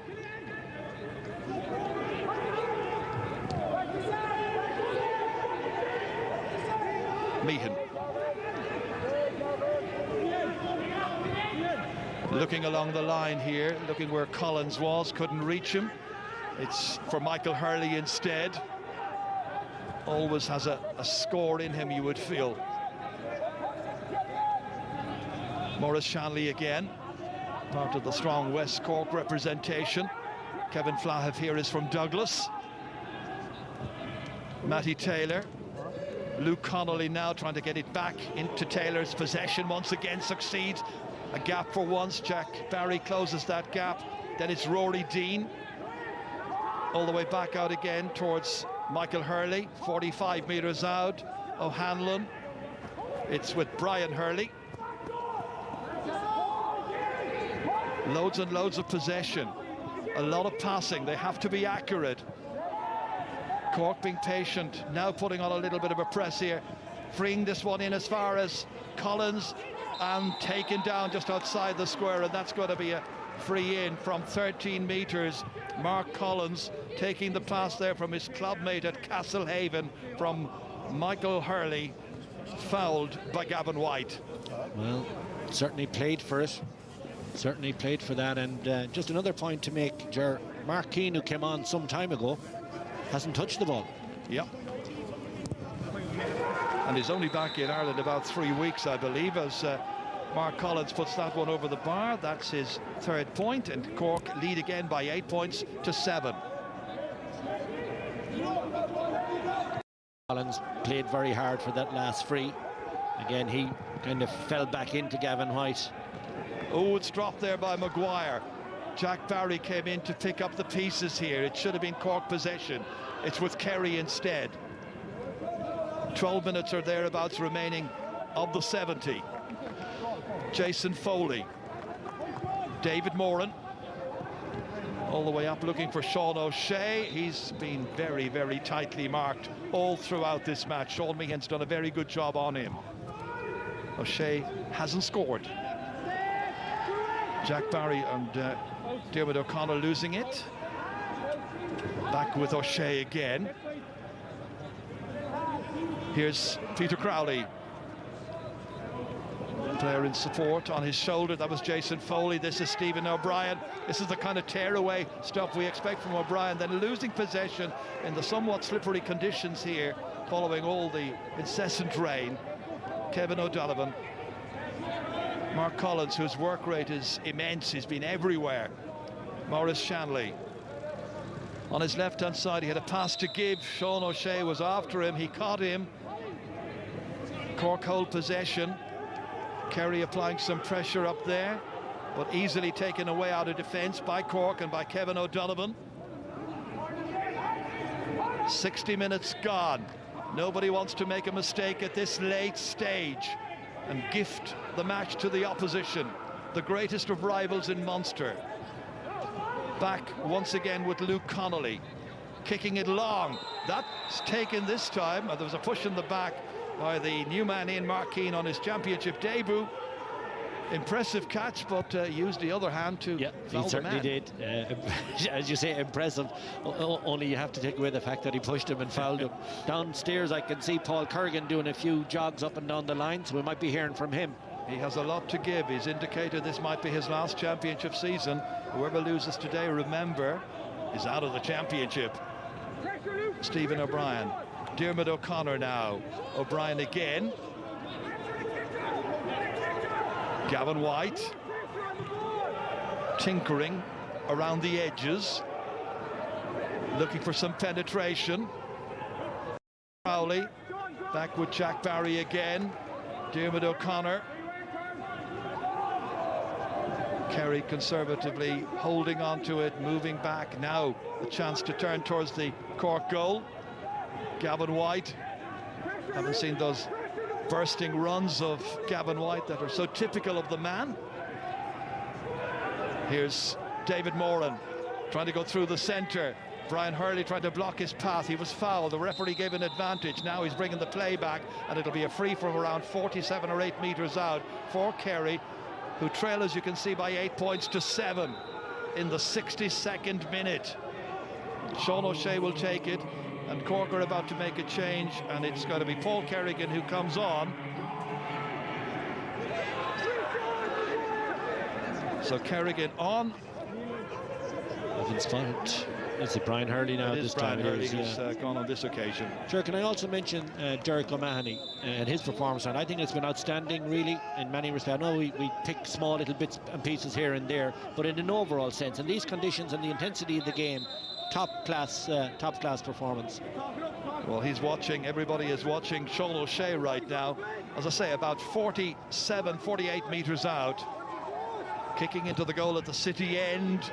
Up it goes and over it goes. Magnificent. Now is the time for the man to step up and draw the team's level for the 7th time. It's Cork 8, it's Kerry 8, and coming into the match for Kerry is Jack Sherwood. And Buckley is staying off, so they're back to the full complement at this stage. Cork win it in the middle of the field. It's Rory Dean, ruggedly determined, giving it off here as far as Paul Kerrigan. Kerrigan all the way down, inside here towards Michael Hurley. Twisting and turning, kicking, under-hitting it, however. Easy for Shane Ryan to take it away and begin the counter-offensive. Sherwood's first involvement getting that one here. Well, we're into the last dramatic phase of this game, you would imagine, right now. Time for somebody to step up and become a hero and win the match on the day and take their team through to the Munster final in 2 weeks' time. If it's Kerry v Tipperary, it will be in Thurles. If it's Cork v Tipperary, well, some other arrangement will be made in the next day or so. Right now it's Jack Sherwood and Paul Murphy. Sherwood again right up towards the Cork 20-metre line. Sean O'Shea looking to try and score from play this time, and he has got it. Crucial moment maybe in the game here. Sean O'Shea, one from a free a little while ago, and now one from play, and now it's Kerry 9, it's Cork 8. Well, he's really putting a stamp on it now, but huge credit to Jack Sherwood in a few of those phases where he tidied up, one ball, won a break, and then a lovely little tidy up hand pass and got it to the right man, the man that won't miss when he gets onto the right. Micheál Martin going towards the centre of the field. Ian Maguire fouled, feeling his right leg. The big St. Finbar's man, Luke Connolly, heading into the last 5 minutes. Kevin Flahiv, Mark Collins, confronted by Stephen O'Brien, going laterally instead, as you can see, to Maurice Shanley. Matty Taylor to inject maybe a little bit of pace. Rory Dean. Kerry trying to deny Cork that perfect scoring opportunity, and the referee bringing back the play. Free to Cork. Yeah, Rory Dean knew that, obviously, and that was a very speculative shot and poorly executed, of course, but he knew it was coming back for a free anyway. Well, you mentioned that they have the big man in there, Mark Keane. We've only seen one ball go in there. He fouled it as it happens. There's not much point in having him in there unless you're going to occasionally take a chance. But the whole game, Gerard, has been controlled with this lateral passing across, and nobody wants to take a chance at this stage now to lose the possession by kicking it in long. Killian O'Hanlon. Again, waiting, holding. Oof. Jumping in on top of him there was Jack Sherwood.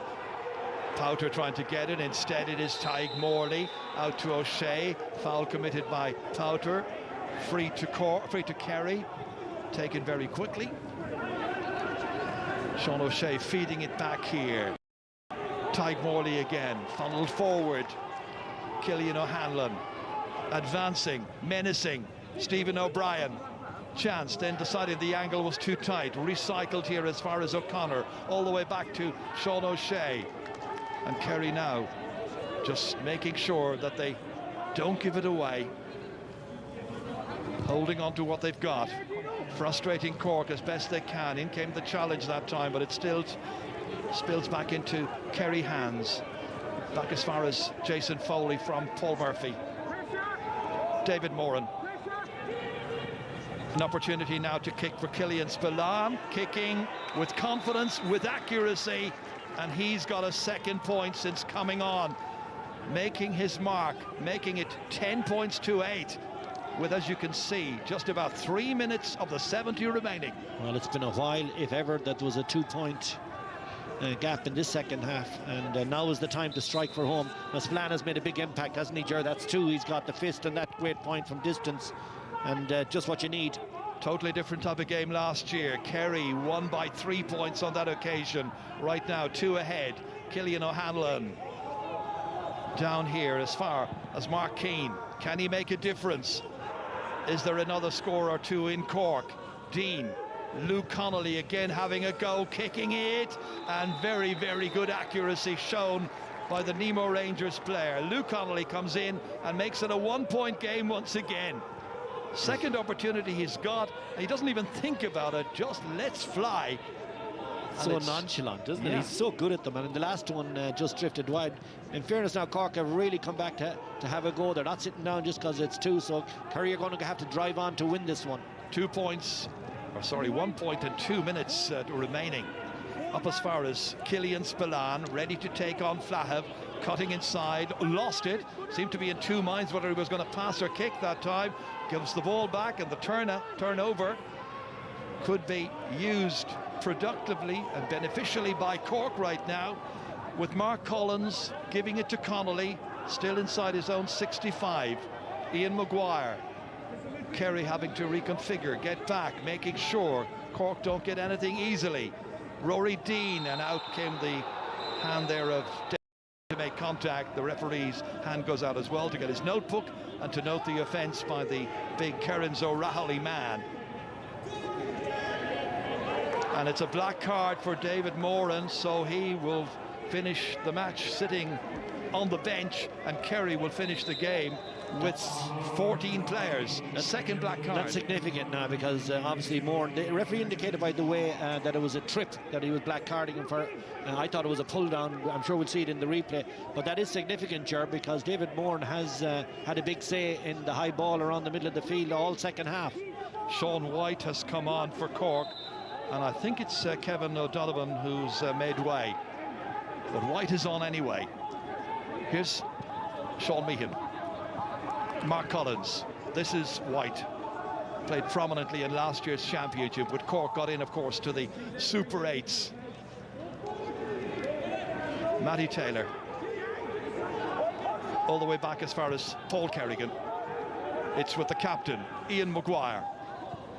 All outside the perimeter.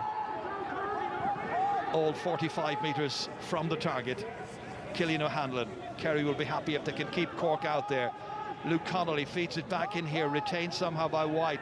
Tried to go forward, lost, and that's Flahav hitting it backwards indiscriminately somewhat, and Cillian O'Hanlon did remarkably well to keep it in the possession of Cork. Shanley, as far as Powter. Forward once more. Rory Dean, his team a point behind.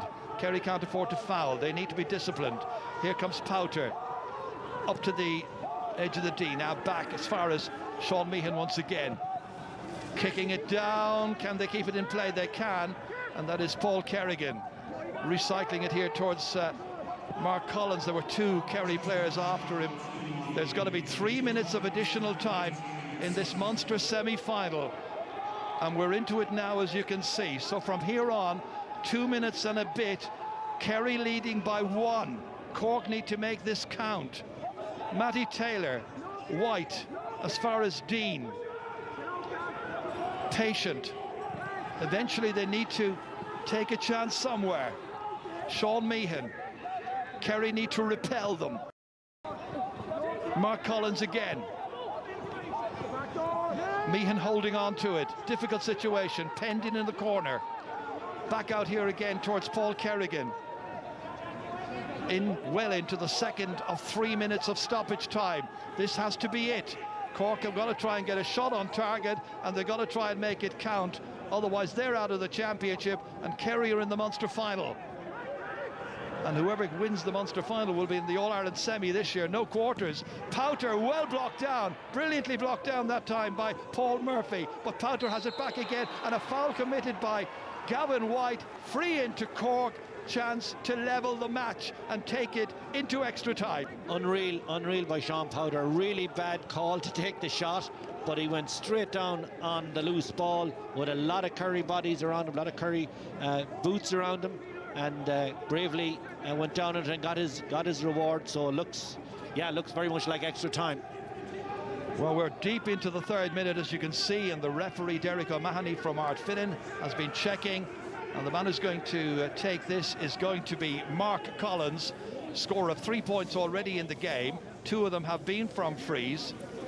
The referee wants the Kerry players back onto the 13-metre line.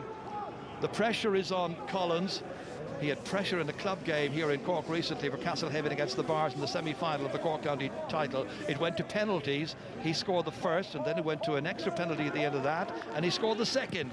And he scored a point here to take this match probably into extra time. It just inside the right-hand upright. A fourth point. It was a close run thing, wasn't it? Yeah, the umpires wobbled a wee bit before they nodded to each other. I think it was over, all right, but not much in it. No. Level 8 times. Waiting now for the referee's whistle at the end of 73 minutes, and the teams will have to keep on playing to resolve this one here. Peter Keane and Ronan McCarthy will try and get their teams together here. So it ends here after 70+ minutes, 10 points apiece, and it goes on and on, Joanne. Well, like we said, one of today's provincial semi-finals was going to go to extra time. We just didn't think it would happen. Incredible. It's a very hard game to make out. Teams are playing. It's very cagey. Sometimes you can get that for 20 minutes, but I find it's been cagey all through. Both teams going laterally, missing chances. Cork are probably delighted to get in with a draw, but it's just very hard to call. Kerry have been very defensive. It's been very surprising for me in terms of their setup and how they played and missing the chances that they have. And Cork are fully deserving of at least a draw for now. From the Cork point of view, are they continuing to do what you said at half-time they were doing, bring this down to a fight? Yeah, and there was a lot of fouling, and that's just a bad game, and I think that neither side now have shown tremendous appetite for victory. Both of them have defended quite well, but the amount of attacking play, or the amount of a quality attacking play, has been poor. Killian Spillane came on and he added something to the Kerry attack, even though he could have given the ball across, I think, for Jack Barry. Jack Barry could have palmed in a goal, but overall the attacking play on both sides has been poor. Both sides are lying back, and even for 3 or 4 minutes there, Cork couldn't get a shot off in that last attack. So it's just a sign of the times, and it's not a very nice sign of Gaelic football the way it is, that over and back. Like Dublin are the only... It's not, though, a sign of the times. I thought we got past that, had we not? Well, I was just going to say Dublin had advanced the game somewhat, that they were well able to defend but break out quickly into attack.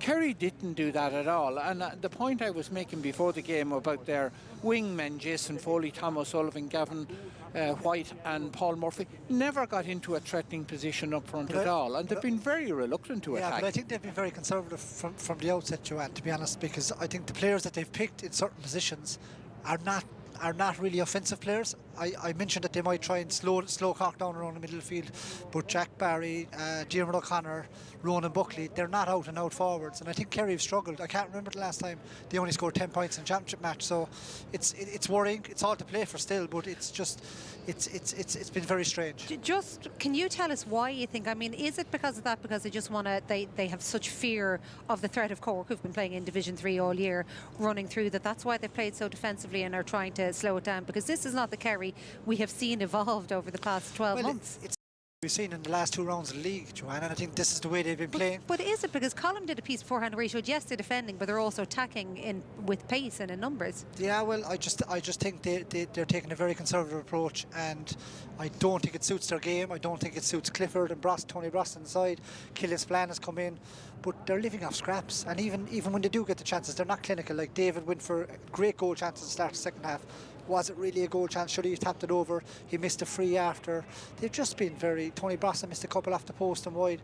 They've been just very un-Kerry-like. So I'd say Peter Keane is going in now just to rile them up for extra time, because they're going to need to turn this around very quickly, because they've been so static in a lot of areas and they've been crucified and breaking ball around in the middle of the field. Cork have shown much bigger hunger for that.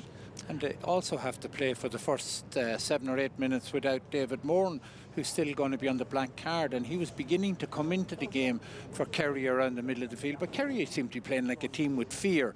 Instead of going out to try and win the game, they're trying to make sure they don't lose it. Cork, in fairness, have really fought like dogs all around the middle of the field, and fair play to them. They took the fight to Kerry. They were 2 points behind with a few minutes to go. They wouldn't give in, so they have lived up to their name as the Rebels. Maybe in the era of McSweeney and different people like that, they're going to show the traditional Cork spirit, which was lacking in some of these games, and it's just great to see that they've taken the fight to Kerry.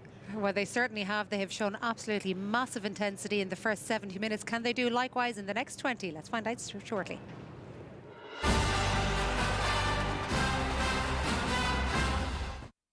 The stands may be silent, but we know you're standing tall behind us. SuperValu. Support where you're from. Every one of us is still at risk from COVID-19. But every time we do the right thing, we're protecting ourselves and the people around us. So remember, we all need to take a step back. Let's make an extra effort to keep cleaning those hands and wear a face covering when you're shopping or on public transport. If you sneeze or cough, cover it or have a tissue handy. And download the COVID Tracker app to help reduce the spread of the virus, because COVID-19 is still a problem and we're all the answer.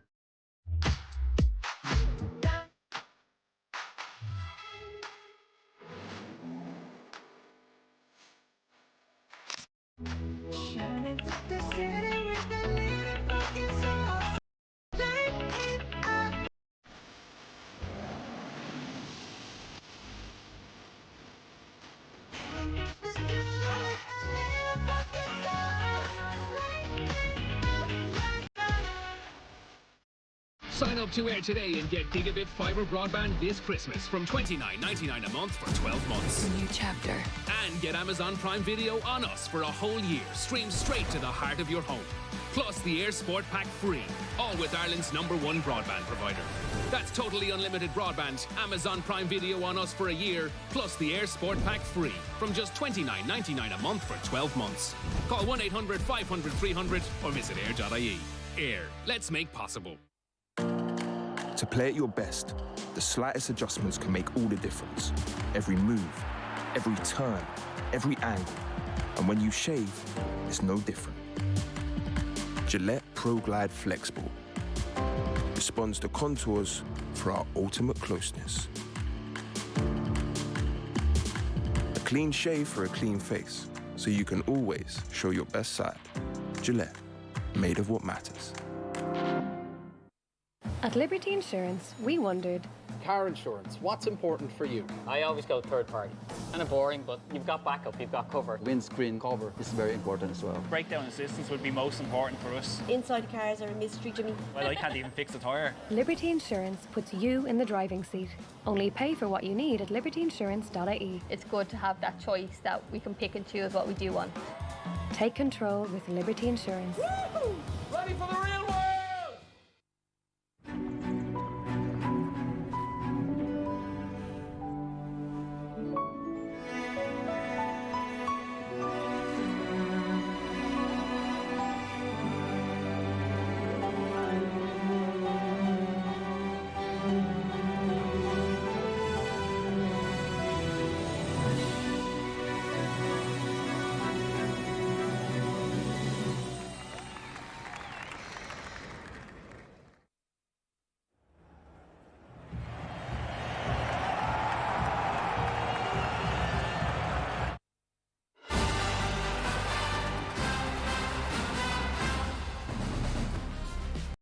Could Ronan McCarthy's Cork be about to cause the upset of the year? The nerves from Mark Collins means that this is going to extra time. 10 points apiece for Cork and Kerry, but Colin O'Rourke did mention about the black card there for David Moran, and it's one of these weird anomalies in the games of Gaelic football where if you have a red card and you have a man sent off, you can replace him in extra time. If it's a black card, you can't. So they will be down 14 men. Should it have been in black is the big question. Well, I didn't think so. Obviously, it was a free, and it's a pretty awkward tackle. But I think the referee indicates that he set out to foot trip him. But I think that was after the player was going down. And does that matter if it's a deliberate trip? It's surely a deliberate trip. I don't think it was a deliberate trip because he didn't put his. He fell across his leg going down. I don't think it was Rory Dean had actually gone by him at the time. It was an awkward sort of one, but there were so many of those type of things. And a black card, I don't like them because it makes a referee decide, was it an intentional trip? Was it not an intentional trip? So there was a few blatant ones earlier in the day, but the style of refereeing here today in this game is completely different than what we saw in the Roscommon Mayo game, where the referee more or less let things go an awful lot more. There's been a huge amount of frees for relatively minor things, and I think the referee has got caught a lot of times that fellas have broken out of tackles and the play has developed and he called them back for free instead of giving that advantage for the 5 seconds. The whistle went quite a bit in the Leinster game last night between Dublin and Westmeath as well, doesn't it? Maybe it's a feature, maybe it's to do with slippy conditions. Maybe something to do with the conditions. I think there's a bit of tactical fouling going on out there as well, and look, David Moran's black card, you can say it's harsh, but the fact of the matter, it was given, so Kerry are under pressure for the next 4 or 5 minutes of extra time. Look, I think the game is there for whoever shows a little bit more adventure and a little bit more quality. I think both teams struggled to score times. Probably Kerry were certainly more wasteful from my viewpoint, I think, in the second half. So I still think that they have the opportunity, if they have the willingness to push on. That's the big thing. In the last 20 minutes, they didn't show enough there. I think Cork were hanging in and pulled out a draw, which they deserved. But it just whoever shows that little bit more adventure in the extra time and aggressive will probably come out on top. In what way do they do that, Colin? Well, I'd say Kerry will have to play it cautiously for the first few minutes until they get back up to 15 players. They obviously won't be doing too much at that time. They'll be trying to ensure that Cork don't get ahead. But I think after that, fortune favours the brave in football, and I hope that Peter Keane is in there and he says to his players, for God's sake, lads, let's attack. Cork, on the other hand, are probably saying to themselves, keep playing the way we are. We have the game going in our favour. Let's keep making it a dogfight and see who comes out on top. Colm, you hinted at times at attitude from Kerry. Do you think they may have believed their own press because they were being hyped nearly more so than Dublin as being All-Ireland favourites this year? People were talking about Kerry closing the gap in Dublin, which maybe not a whole point of evidence, but I just thought they were a little bit casual out there at times, giving foot passes down at guys' toes, hand passing over guys' heads, taking their time, walking into tackles. So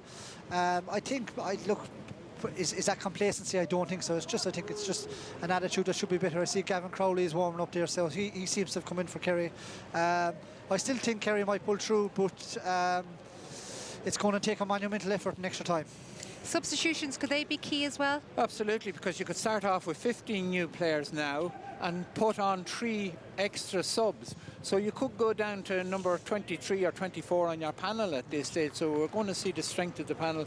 Cork brought in a lot of subs early in the second half. So they obviously have confidence in their bench. But they're now going to get to a point where they're going to be digging deep into the bottom half of their panel, and maybe lads are going to get a game here and a chance to make a name for themselves that normally wouldn't. Maybe it's a day for glory for some player that may never have been heard of before. And let's not forget, of course, that if it is still all square after these 2 extra periods of 10 minutes, it goes to spot kicks. Let's head back now to our commentary team, Kevin and Jar. Yeah, 10 points apiece then, start of the first period of extra time. 2 10-minute periods, as you were saying. In the 70-something minutes, there were 57 free kicks awarded. 31 of those to Cork, 26 of those to Kerry. And as you know, Kerry will be starting this extra time period 1 man down, and that is because of the late black card issue there, which we were talking about concerning David Moran. My understanding is that he's got about another 6 left in the sin bin, so to speak, and then Kerry should be back up to the full complement. See the extra man there, Jer's gone into corner back, yeah, just heading out to sweep now. number 23 for Cork. Sean White is the extra player being used as a sweeper behind the half-back line. Gavin Crowley has come on, of course, for Kerry. I think we saw that. We also saw, I think, Tommy Griffin, the Muir Forna, has been dispatched to the stands here by the officials. And that is an early foul there on Ian Maguire, and a quick free kick to be taken by Cork at the start of the extra time period. So very, very tense, as it so often is in Cork-Kerry matches, dampened down by the incessant rain that was into the back there by Jack Sherwood onto Ian Maguire. He'd got a knock at the end of ordinary time as well, so it's just cumulative. There'll be a couple of sore bodies tomorrow morning, I imagine, Kevin. Cork then with ball in hands, an opportunity for Sean White directing operations, the extra players, so to speak, in the way in which they are approaching this first phase of extra time. Paul Ring has also come in, number 18. He was the left cornerback on the under-20 team last year. And from Ahabollock. Just in front of me, Sean Powter is cramping fairly badly, which is not good for him. They're leaving him on for a little while. O'Hanlon feeding this one in here as far as Michael Hurley. Both teams now having to try and pick it up again. It may be a dogfight, as Colm O'Rourke was saying, but who's going to win the dogfight? Mark Collins all the way across as far as Powter. As you mentioned, he really is in difficulty. He has to go up, I think. He signalled to the bench. Rory Dean has got it. Now it's Luke Connolly, got one of the late points for Cork, and at the start of this second half he's put one to the left of the post and missed the opportunity. 4 wides. It's disappointed. In extra time. Yeah, sorry, Ger. Just the Luke Connolly shot there was, you know, quite a chance. Clear of his accuracy, coming into his good side, and he's had a couple of wides now that have drifted that I'd expect him to score. Kerry starting from the back now with Tom O'Sullivan.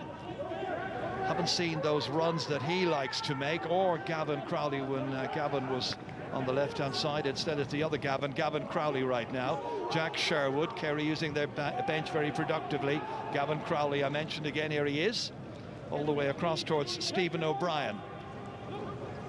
Tom O'Sullivan working it up slowly but surely, looking to try and get the first point of extra time. Two very tired looking teams at this stage. Any score you can get early on here, you'd imagine, will be absolutely priceless.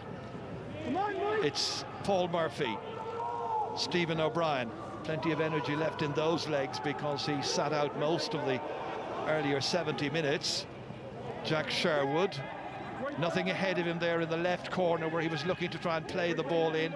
Clifford leading the attack insofar as he's up there with 2 Cork markers against him. Kerry wisely just holding, and it reaches Jason Foley. Foley down towards Clifford, who moved across. Where he goes, Maurice Shanley's after him. Clifford fancying his chances up into the air. It's a real hit and hope one. If that makes it, it is some score.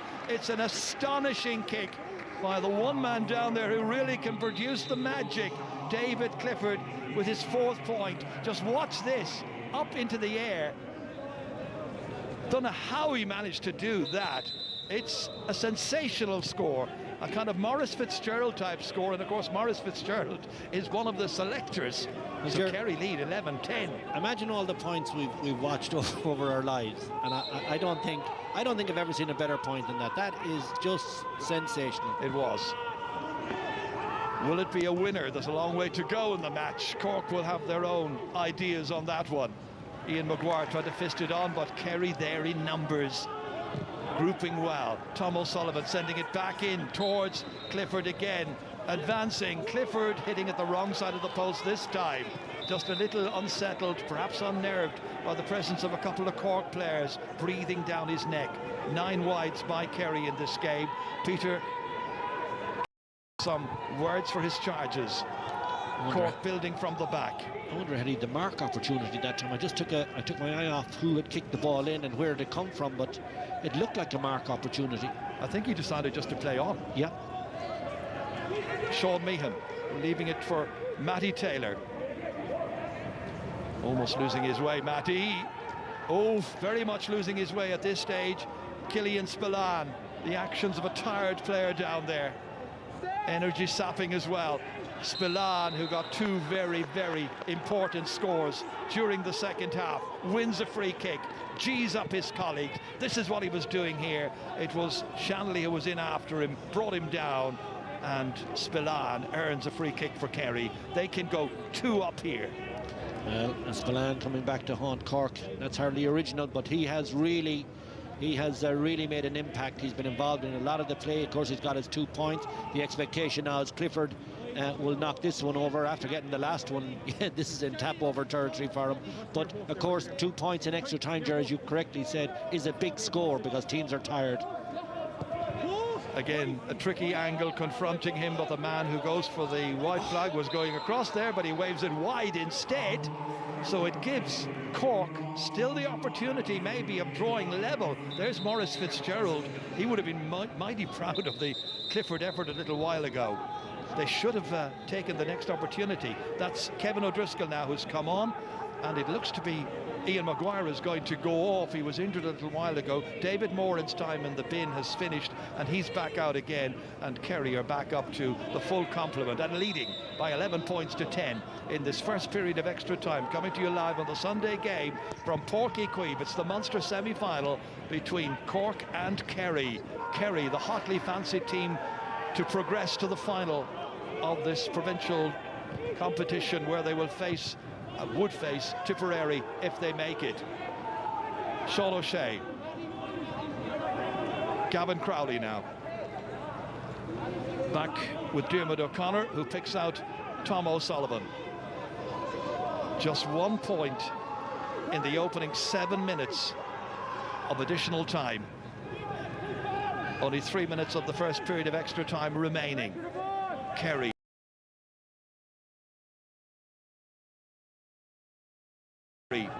just nursing possession, making absolutely certain that they can not give it away to Cork.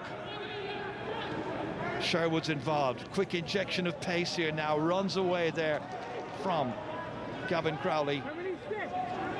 Sean O'Shea working hard. Again, they just make certain that they dominate possession. Use it wisely. Tyke Morley almost losing his way there against Michael Hurley. Then it's Clifford back out there, ready to advance. He's 45 metres out from the Cork goal. Here's Peter Crowley. Crowley trying to go by, took a lot of steps that time. Referee says play on. Cork win it back, and Cork able to take it out of their own half-back line this time. That's Sean White back there. This is Clifford looking and appearing so quick in everything that he does, right up to the 13-metre line. O'Brien gets it across there. There's a scoring opportunity, and that ball has been put up, and it's put over the bar. Killian Spillane once again, 3 for him. Well, it was well deserved. There was a couple of fouls in the middle of that play. Clifford was definitely fouled early doors. Was it Stephen O'Brien that was in the ruck, and he somehow came out just pure aggression, got his head out and got the ball out, and he did so well. Down into the middle once again. This time it's contained by Cork, held onto there by Sean White. An afternoon now for really tough going for both of these teams. Need to continue to show their true character to win this dogfight as it's been described. Killian O'Hanlon across to Matty Taylor. Only 1 minute remaining of the first period of extra time. Cork were 2 points behind towards the end of the 70 as well. Then Luke Connolly stepped up and got one, and Mark Collins pointed a late free. That's Collins this time. Across to O'Hanlon. Kerry have dominated the possession up to now. Here's Connolly trying to get away there from Paul Murphy, and the foul committed, and it ends up being a free kick for Kerry. Great tackle here coming up. You'll see him right on the ball. Paul Murphy it is, yeah. tackle with the boot afterwards, so he's been very consistent with that. I'd say he'll show him, flash him a yellow for it as well. Yeah, and big kudos there to Paul Murphy. Great tackle under pressure, no foul, and wins the free for his team. Murphy is really a most highly adaptable and confident young player. Jason Foley. Here's Jack Barry, didn't start the match. David Moran back in there to guide this team now, he hopes, to another Munster final and beyond. If Kerry were to win here and go on and defeat Tipperary, they would have beaten two what were 2020 Division 3 teams to get as far as the All-Ireland semi. It's a long way to go. 1 minute of additional time. David Clifford taking on Shanley. Support coming across there to help out in the hands of O'Shea. Sean O'Shea tormenting the Cork backs. Still in. Lost and taken back by Rory Dean. Only about 15 seconds to go. Will Cork even get it down the other end of the field before the half-time whistle and extra time will go? They're 2 points behind. It's back with Dean again, all the way up to the Kerry 65-metre line, then taken down. Free kick coming up. Dean wanted to advance. He's looking for the ball to be brought forward because Kerry didn't retreat. Clever by Dean that time, trying to take it quickly. It means the free is now in a very scoreable position, and there can be just perhaps one between them heading into the second period of extra time. Cramp for Sean O'Shea. Free kick for Cork coming up, and it'll be Luke Connolly who will take it. Earlier on we saw Killian O'Hanlon kicking a 45 over the bar. Very good long-range kicker, but Luke Connolly, a man who got 2 goals against Kerry in last year's Munster final, one of them from a penalty. This to narrow the gap. It'll probably be the final piece of action at the end of the first period of extra time.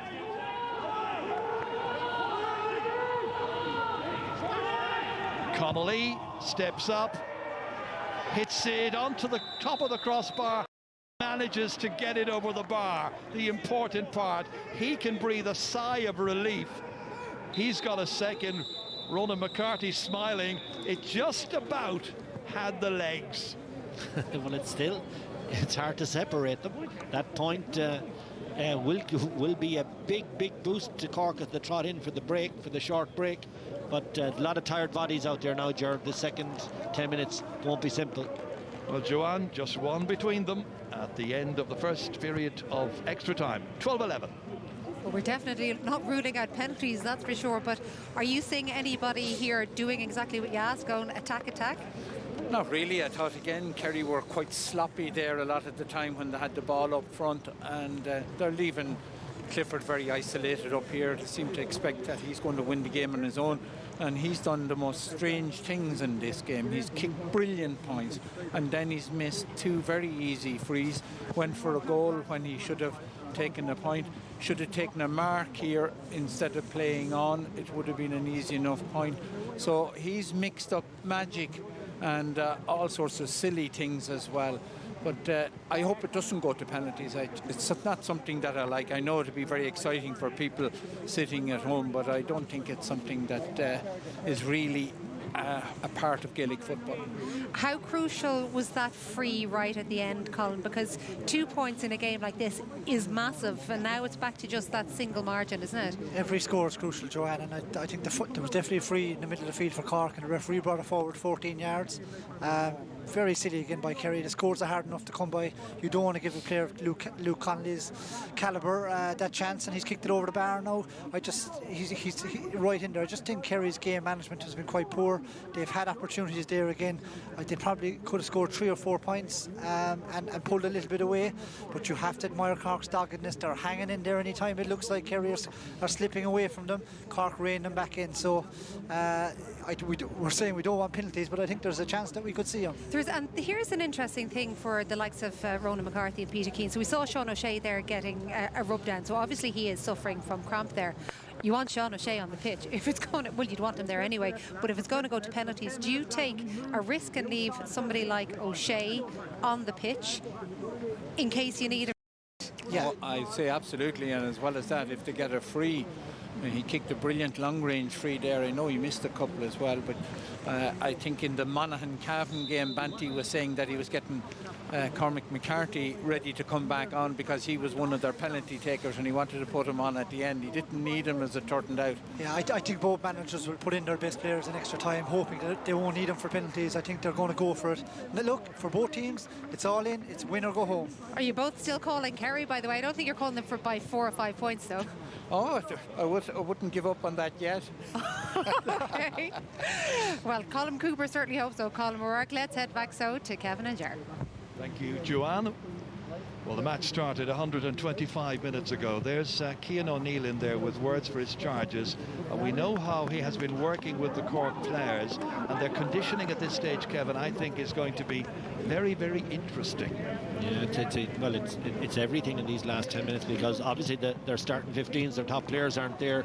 And this is about athleticism now and the ability to cover ground and mind the ball. You need talent, of course, to put it between the sticks, but just the energy and the commitment to get to the ball now in this last 10 minutes is a major facet of extra time. And they've given so much. What was it you said? 125 minutes already. Yep. You know, that's huge going in the conditions we've had, and a real, fair play to both sides for giving us the spectacle.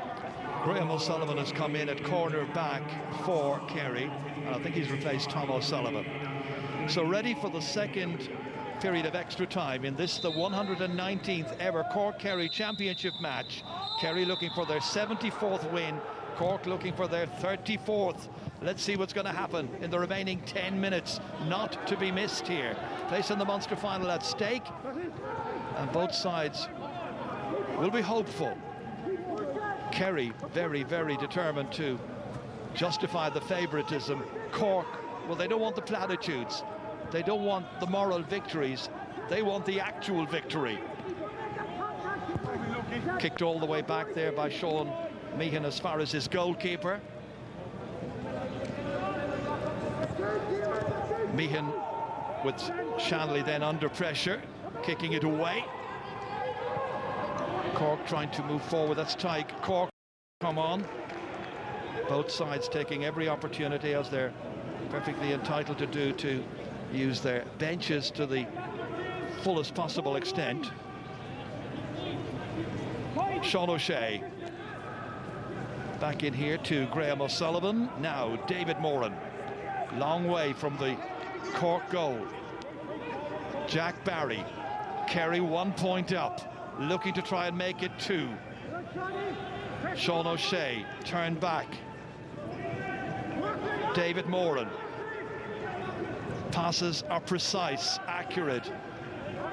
No room for errors. Good movement, really good movement.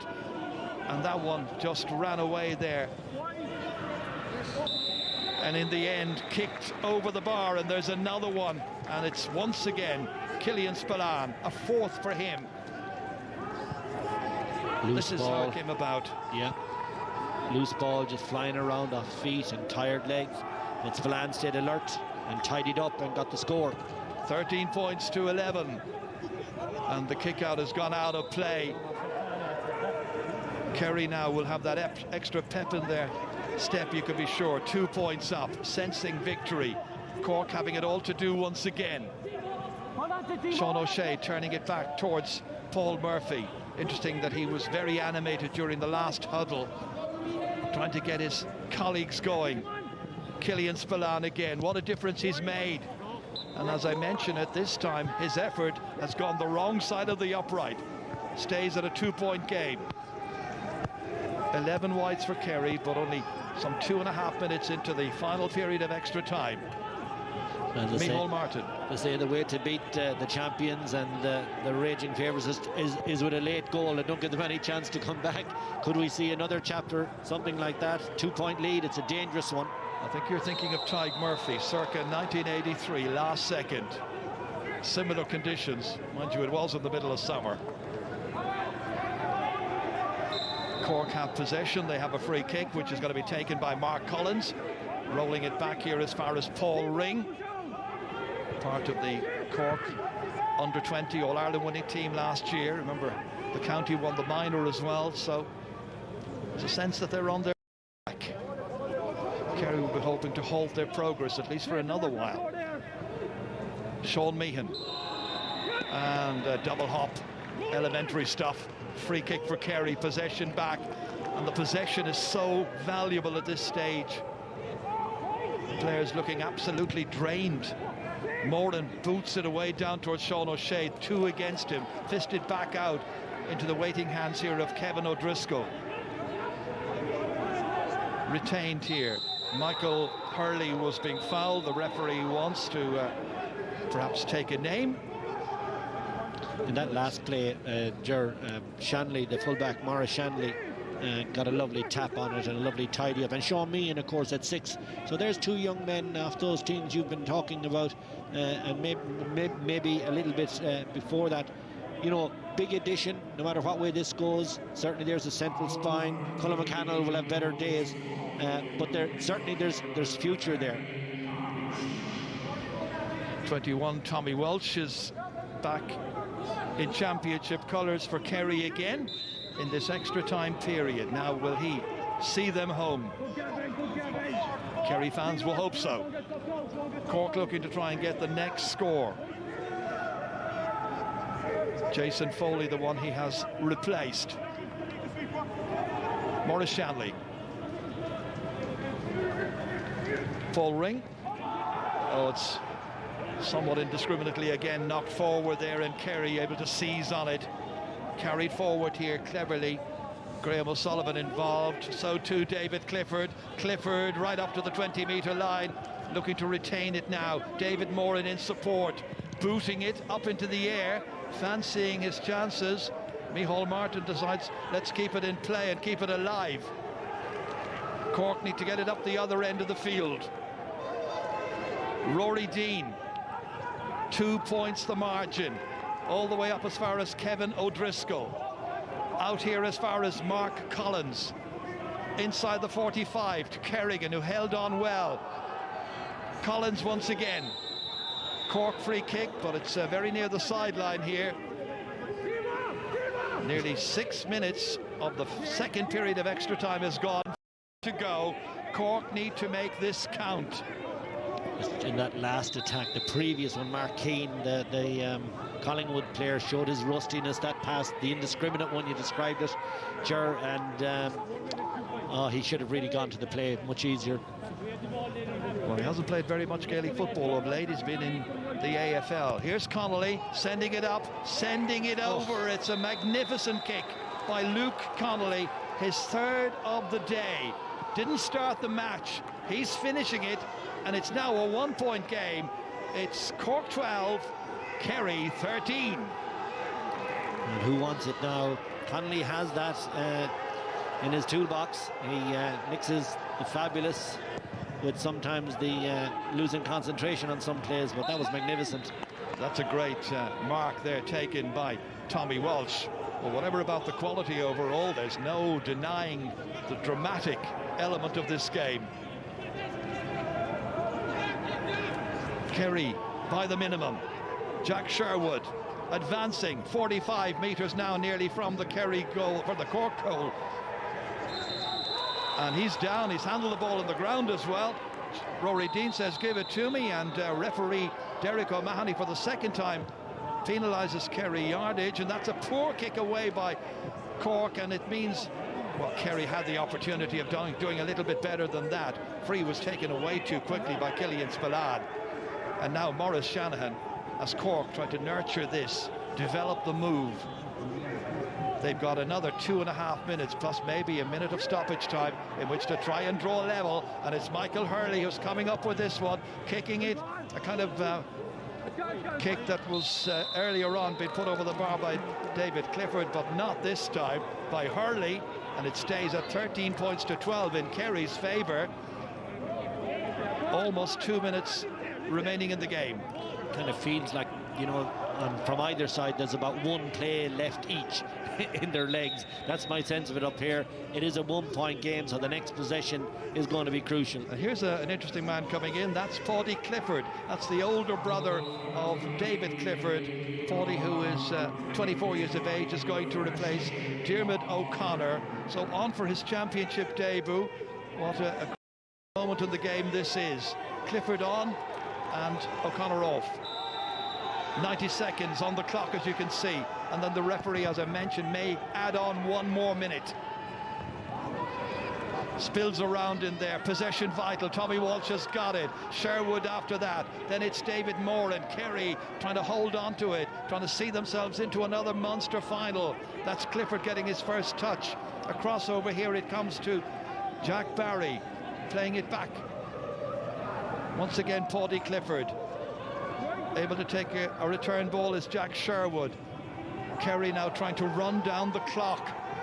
Cork need to get the ball back. Kerry need to protect it, guard it, ensure that Cork don't get another sniff of an opportunity. It's David Moran who's going forward, storming forward, 40 metres out or thereabouts, a hit and hope one. There's one forward in there. There's an awful lot of Cork backs, including the goalkeeper. Cork managed to get it back, as you can see.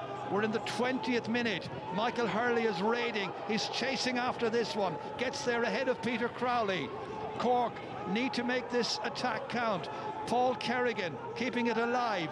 Back here it comes. Kicked across there by Mark Keane. Trying to retain it over there is Tadhg Corkery. Almost up to the end of the 30 minutes, waiting to get an indication of how much extra may be added on. Kerry hanging on by 13 points to 12. Luke Connolly has got it. Kerry can't afford to foul at this stage. Connolly advances, slips it past Collins, gives it to Kerrigan instead. 20 minutes has been played. This is the attack. 1 minute of additional time, I'm told, will be played. Indicated by the fourth official down there, who is Seamus Mulhare from Laois. So can Cork now bring this to penalties? They've got to score. Kerry have got to keep them at bay. Maurice Shanahan in his debut, retained by Cork, not making any great headway initially. 30 seconds is gone. It's now or it's never for the 2020 season. Kerry looking to make the final. Cork just trying to stay alive. 15 seconds to go. Cork looking to get a shot on the target. Here it comes. Here it comes. It's Sean Meehan inside here. An opportunity maybe. Back to Meehan again. All the way back towards Luke Connolly. Connolly kicking up into the air. It's drifting, it's moving, it's still in play. It bounces. It's a goal! It's a goal for Cork! That is amazing! It's the man who came to play Mark Keane, the man from the AFL, the Mitchelstown player, the Collingwood player. He boots it into the back of the net. It's 1983 all over again. Tadhg Murphy then, Mark Keane now, and Kerry are out of the championship, and Cork have beaten Kerry, and they go through to play Tipperary in the final. What about that for late drama? Unbelievable. I mean, I was laughing here when you and I were chatting about the late goal in '83. Isn't history an amazing library, and how it can repeat itself? I mean, the shot was really for a point, obviously, from Luke, and it hangs and hangs, and here the man from Australia. What an inspired substitution. Well, I wasn't here in '83. I was working on a Connacht match that day. I've seen the pictures. Well, Peter Keane and Kerry are absolutely shattered. They deserve to be, but they weren't able to put this Cork team away, and as long as it was still alive, there was always a possibility. You may be absolutely sure, as you said, Luke Connolly was going for a point. He didn't make it, but it reached Mark Keane, playing in his first ever championship match, a man who played minor and under 20 against Kerry, but he came up trumps here, managed to get the vital possession and managed to beat Shane Ryan. And at the end of it all, Cork have beaten Kerry for the first time in the championship in 8 years. Nobody thought it was possible. And Ger, don't overlook the quality of the finish. That's kind of forgotten now in the shot, because the minute he caught it, he dropped it immediately to his right foot and got it into the opposite corner. It was a very, very fast finish, and it needed to be. Lest we forget the final score here in the Munster semi-final in Páirc Chaoimh reads Cork 1 goal and 12 points. 13 points. It's Cork who make the Munster final. Kerry will have to wait until 2021. Ger and Kevin, thank you very much for that. Well, I know, Colin Cooper, you're obviously very disappointed, but in terms of shocks, I can't remember one this big, Colin O'Rourke. Well, I suppose it goes back to 82 when Tadhg Murphy slid the ball in to the net here at the very end. It probably goes back, or Seamus Darby with that famous goal against Kerry. Kerry seem to be on the end of shocks, I suppose. Maybe it's because they have been in so many big games, but they've had their fair share of last-minute goals or in the last couple of minutes that have downed them. But like, Kerry have the money themselves to blame for this. They got themselves into a situation where they had the game and they messed up several plays near the end. They gave the ball away and Cork kept fighting. They weren't going to lie down, and they didn't lie down for the whole game. They would have been happy with a draw and bring it to penalties, but in fairness, the Mark Keane finish was a very good one, and they got the ball to the player who was willing to shoot, which was Luke Connolly, because we were here shouting at them, you know, the game was up.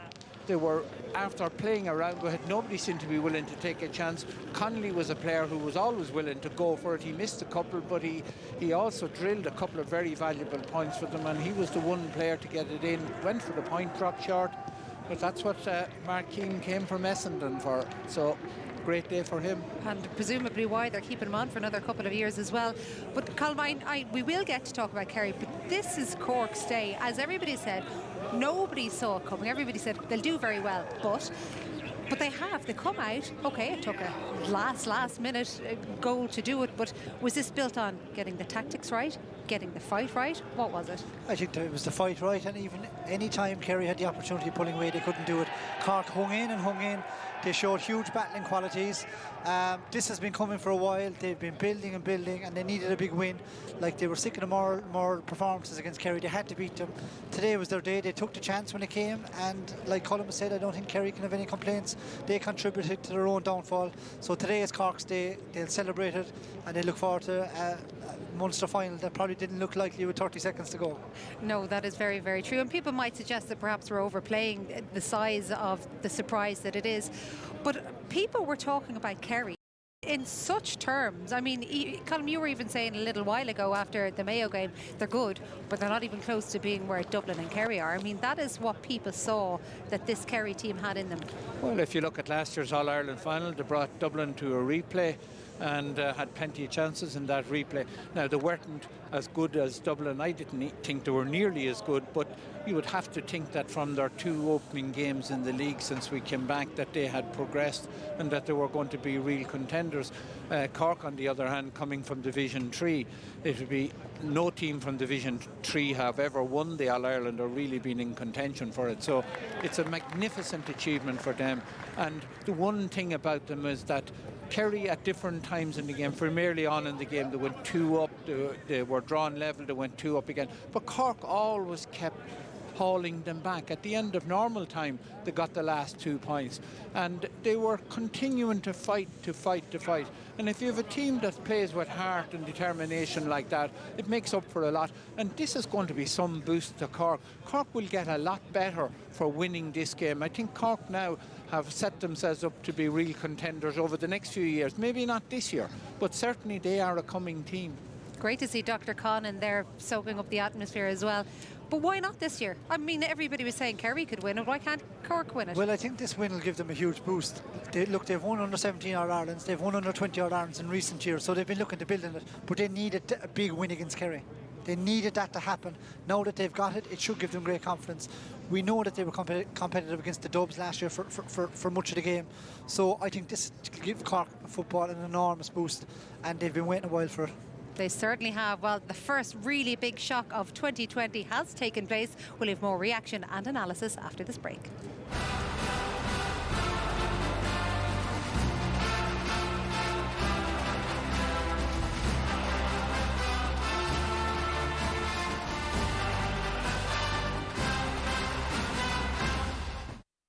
The stands may be silent, but we know you're standing tall behind us. SuperValue. Support where you're from.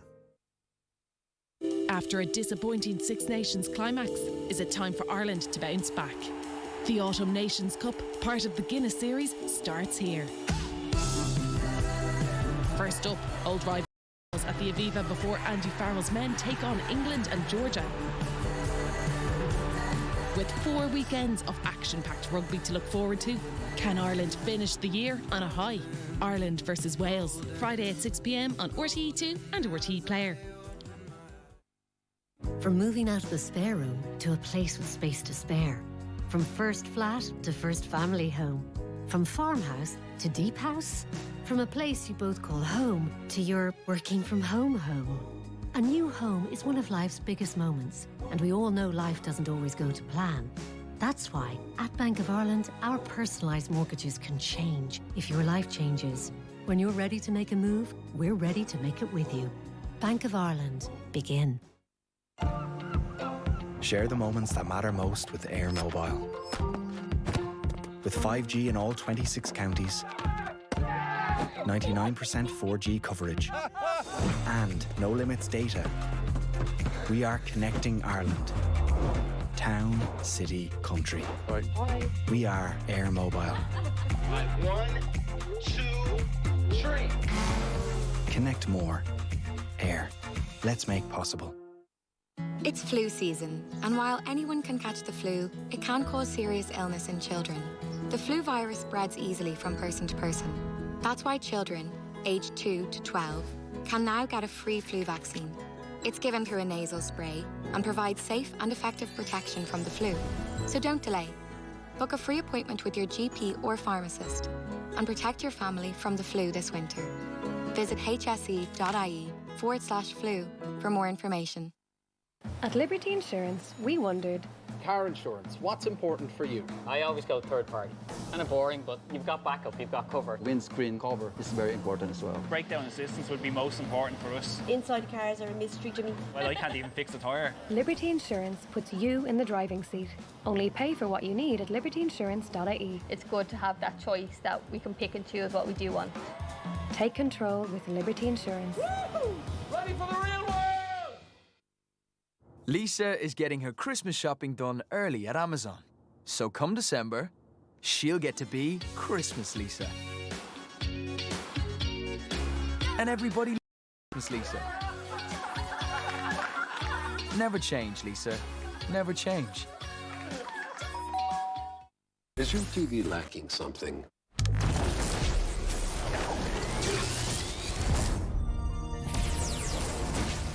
Welcome to the Virgin Media Wellness Retreat for TVs. Our treatments include HD massage and visualization. You are ready for 360. Play.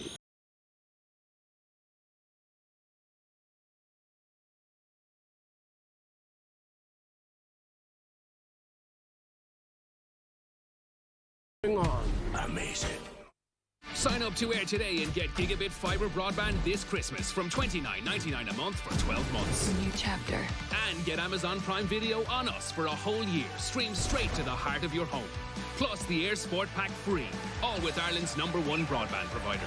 That's totally unlimited broadband, Amazon Prime Video on us for a year, plus the Air Sport Pack free from just $29.99 a month for 12 months. Call 1-800-500-300 or visit air.ie. Air. Let's make possible.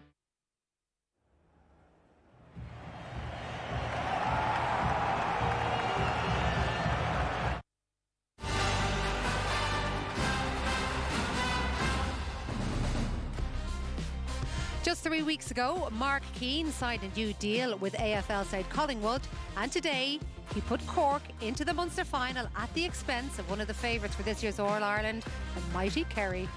What an evening it has been. It may not have been the prettiest game, but it was certainly the most dramatic that we have seen so far. Let's have a proper look at this goal, because it's not really just about the finished shirts on it. It looked like Kerry had been patient and had kept them out. And once I think it was Luke Connolly had that shot in, it looked like it was gone, really, didn't it? Yeah, well, they had the ball for over a minute, passing over and back, and it seemed as if nobody was brave enough really to take a shot. But in fairness, when it did end up with Luke Connolly, he was going to be the player. Now, it could have been a shot from there, given back out. Connolly gives it in. Now, people would say, was he in the square? But the important thing to remember is from the time the ball is kicked, so he wasn't in the square. I thought Shane Ryan could have done a bit better in 3 goals, but the championship needed a shock. I know Gooch wouldn't agree with that. It needed something to liven things up. And there's a lot of Cork players. I think when you look at the Hurleys and Mark Collins and Luke Connolly and Ian Maguire and Rory Dean and people like that, they've given a lot of great service to Cork, and they've got very little reward because football in Cork isn't that important. It's probably down the pecking order after rugby and hurling and soccer. So it's great that these Cork players who have had to play really to deserted stadiums have had little support. It's great to see them getting a boost and to be able to maybe come along and win in Munster Championship. They have to beat Tipperary yet, and I suppose it keeps Dr. Conn here and keeps him young and fit and fresh rather than sitting at home on a Sunday afternoon with a hot whiskey. So it's good to see that as well. And with a big smile on his face as well. So Colm said nobody from Cork looked like they were brave enough to take a shot. Now, if that was Dublin and that attack, everybody would say, look at their patience, look how much patience they are showing. So why is it different then when it's Cork in that situation? No, I think they did show patience, to be fair, and to Chaoimh, who actually made the burst. He showed an injection of pace there in extra time, and most players were tired, they couldn't go. His championship debut. Yeah, exactly. And we were saying, kick it over yourself, kick it over. Well, I wasn't saying it, maybe someone else around here. I bet you were. But I thought he might be fouled, but he had the initiative and he wanted to go for it. And even for young players who are at home watching television, Luke Connolly's kick, you can call it maybe a Hail Mary or whatever you want, but it shows you should never give up on a ball dropping around the square. For any forwards, a touch, a break. In this instance, Kerry would be extremely disappointed that a player caught the ball in the square at that stage of a match. And look, fair play to Cork for sticking in there. It nearly seemed, just before we get to man of the match, it nearly seemed strange, didn't it, that Mark Keane was involved, given that he's been in Australia since, I think it was October 2018 is when he first signed for Collingwood. He's going back there, so it's not like he's somebody you're building the next few years on, but he's the man who made the difference. Yeah, well, all of Cork will be toasting him tonight. They won't be able to go to the pub, but they'll raise a glass of red to him at home, I think. So, fair play to him. And he had made a brilliant catch from and got a mark inside in the second half of the game. Now, he gave a little bit of a shove, and it probably showed his Australian rules technique where you can sort of hand off a man. But, like, he's a big, powerful presence. I say Collingwood will be glad to have him. Cork would love to keep him. But, you know, life turns on moments like that, and fortune favoured the brave in that case. Mark Keane is the hero of the hour, and the championship has been brought alive by it. If somebody could do the same to the Dubs, wouldn't it be great? It would really open up the whole thing. You probably have a team in mind, I'd say. Probably have, but I think if you look down the road, it's going to make life easier for Dublin. Yeah, that's something we might get to in a little while. But man of the match, and I know that it was a struggle to pick a man of the match in a game like this. Between you two and Kevin McStay, you had a few disagreements. In the end, you went for? We went for Sean Powter. You know, his first game back. We knew he's a terrific player, loads of energy. Came forward, kicked a point in the first half. Did a lot of covering for Cork, mostly in the match. Worked his socks off, and he was cramping up towards the end there. But I think he's a very deserving winner. OK, well, he has had an absolute nightmare with hamstring injuries over the past 3 years or so. But Sean Powter today is into a Munster final, and he's also man of the match. Here he is. Sean, congratulations. Absolutely extraordinary finish, an extraordinary result. Yeah, it's just incredible. We knew what Kerry were about, we knew what we were about, and we just felt today with everything we had the beatings of them, and thankfully I'm just speechless. I'm just so proud of my lads. We just gave absolutely everything out there. Few people gave you a chance today. We know Cork were improving, but they were saying, you know, not today, you're coming from Division 3. Yeah, and look, like, it's just surreal, to be honest. Like, no one expected us to win, to be honest. I'm just, as I can say, I'm just so proud of the lads. They gave absolutely everything, and it's been a long road for me personally, and I'm just grateful to be out there with playing for Cork, because I love Cork football. You showed such doggedness today, you know, to get that equaliser, to force it into extra time, and then it looked like, you know, we were going to penalties, and then Mark Keane pops up with that goal. Yeah, like since Mark came back from Australia, he's been unbelievable. He's just been a huge asset around the place. But once, like, we've been through a lot as a group together. We were down in Division 3. We were getting abuse. We were getting abuse that was deserved.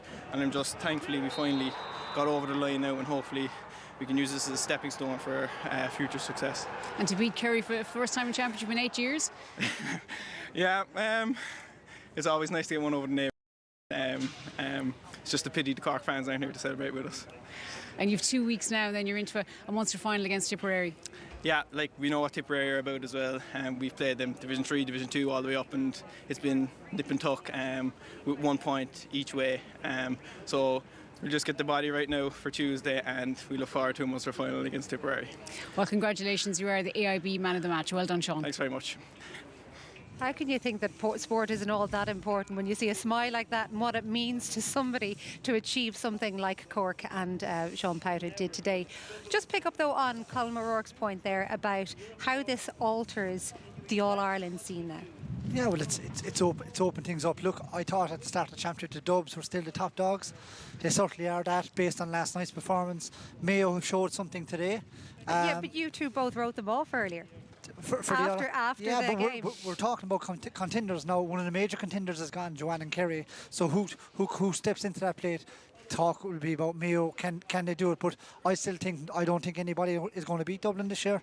If you're looking for challengers, Mayo, Donegal. I think Donegal and the performance last Sunday against Tyrone are right up there. Like, they have the type of skill, they have speed, they also have the physique, they have a great kick out from a goalie, they have a good free taker, they have all the movable parts, and I think last Sunday they showed that when it came to a battle they were well fit for it. So there's probably half a dozen contenders, but realistically, looking at Dublin last night, the strike rate of Dublin in that game last night, the first 10 points they got, they must have had only 1 or 2 wides.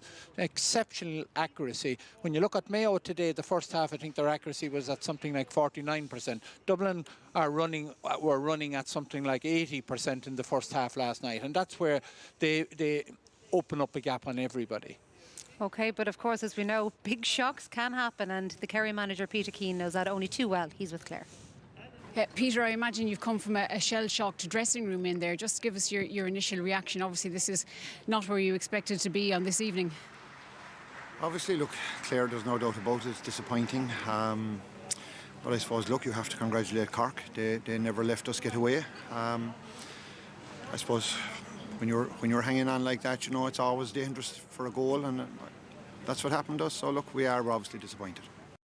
Yeah, I'd say it's probably hard for you to absorb. It was hard to get going in that game. I suppose it was a strange, cagey game for a lot of the time. There was a lot of fouling going on. It was very tight.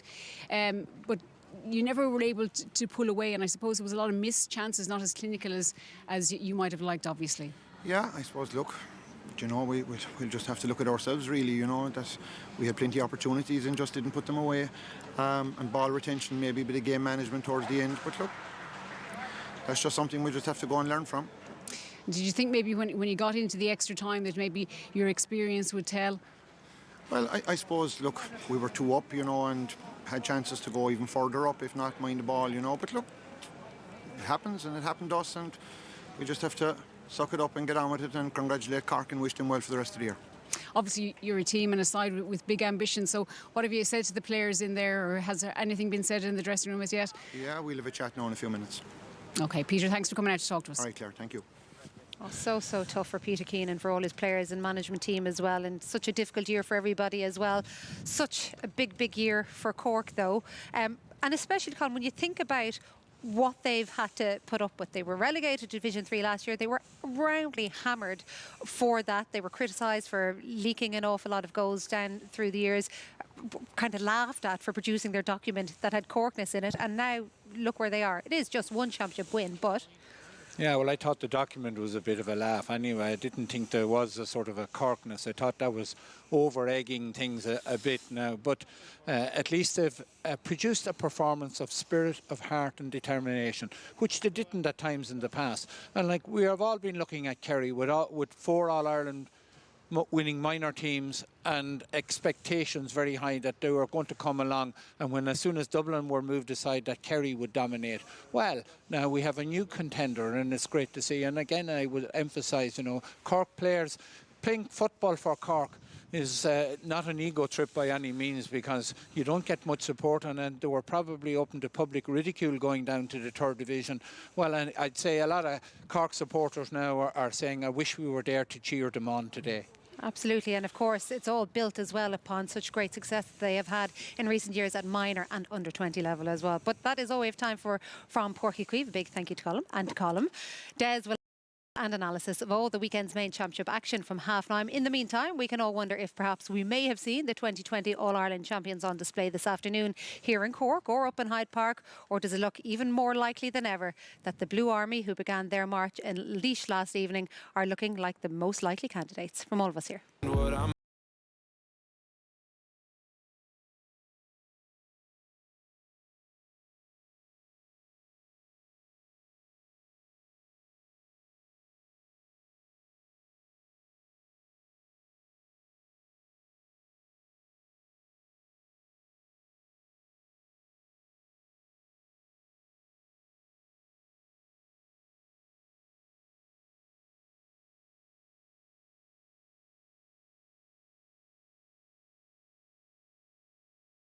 The things that we're proud of, that bring us back to the best of times. Things you just don't get anywhere else in the world.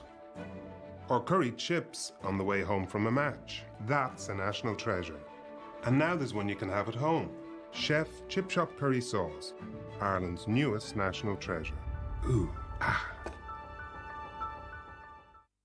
I think the monster's back, Grandad. Oh dear, the one-eyed fella. No, the ginormous green slimy one. Where is he? I think he's under my bed. No, nothing under here. We must have frightened them all. The way we're connecting is changing. That's why at 3, we've removed usage limits from all-you-can-eat data.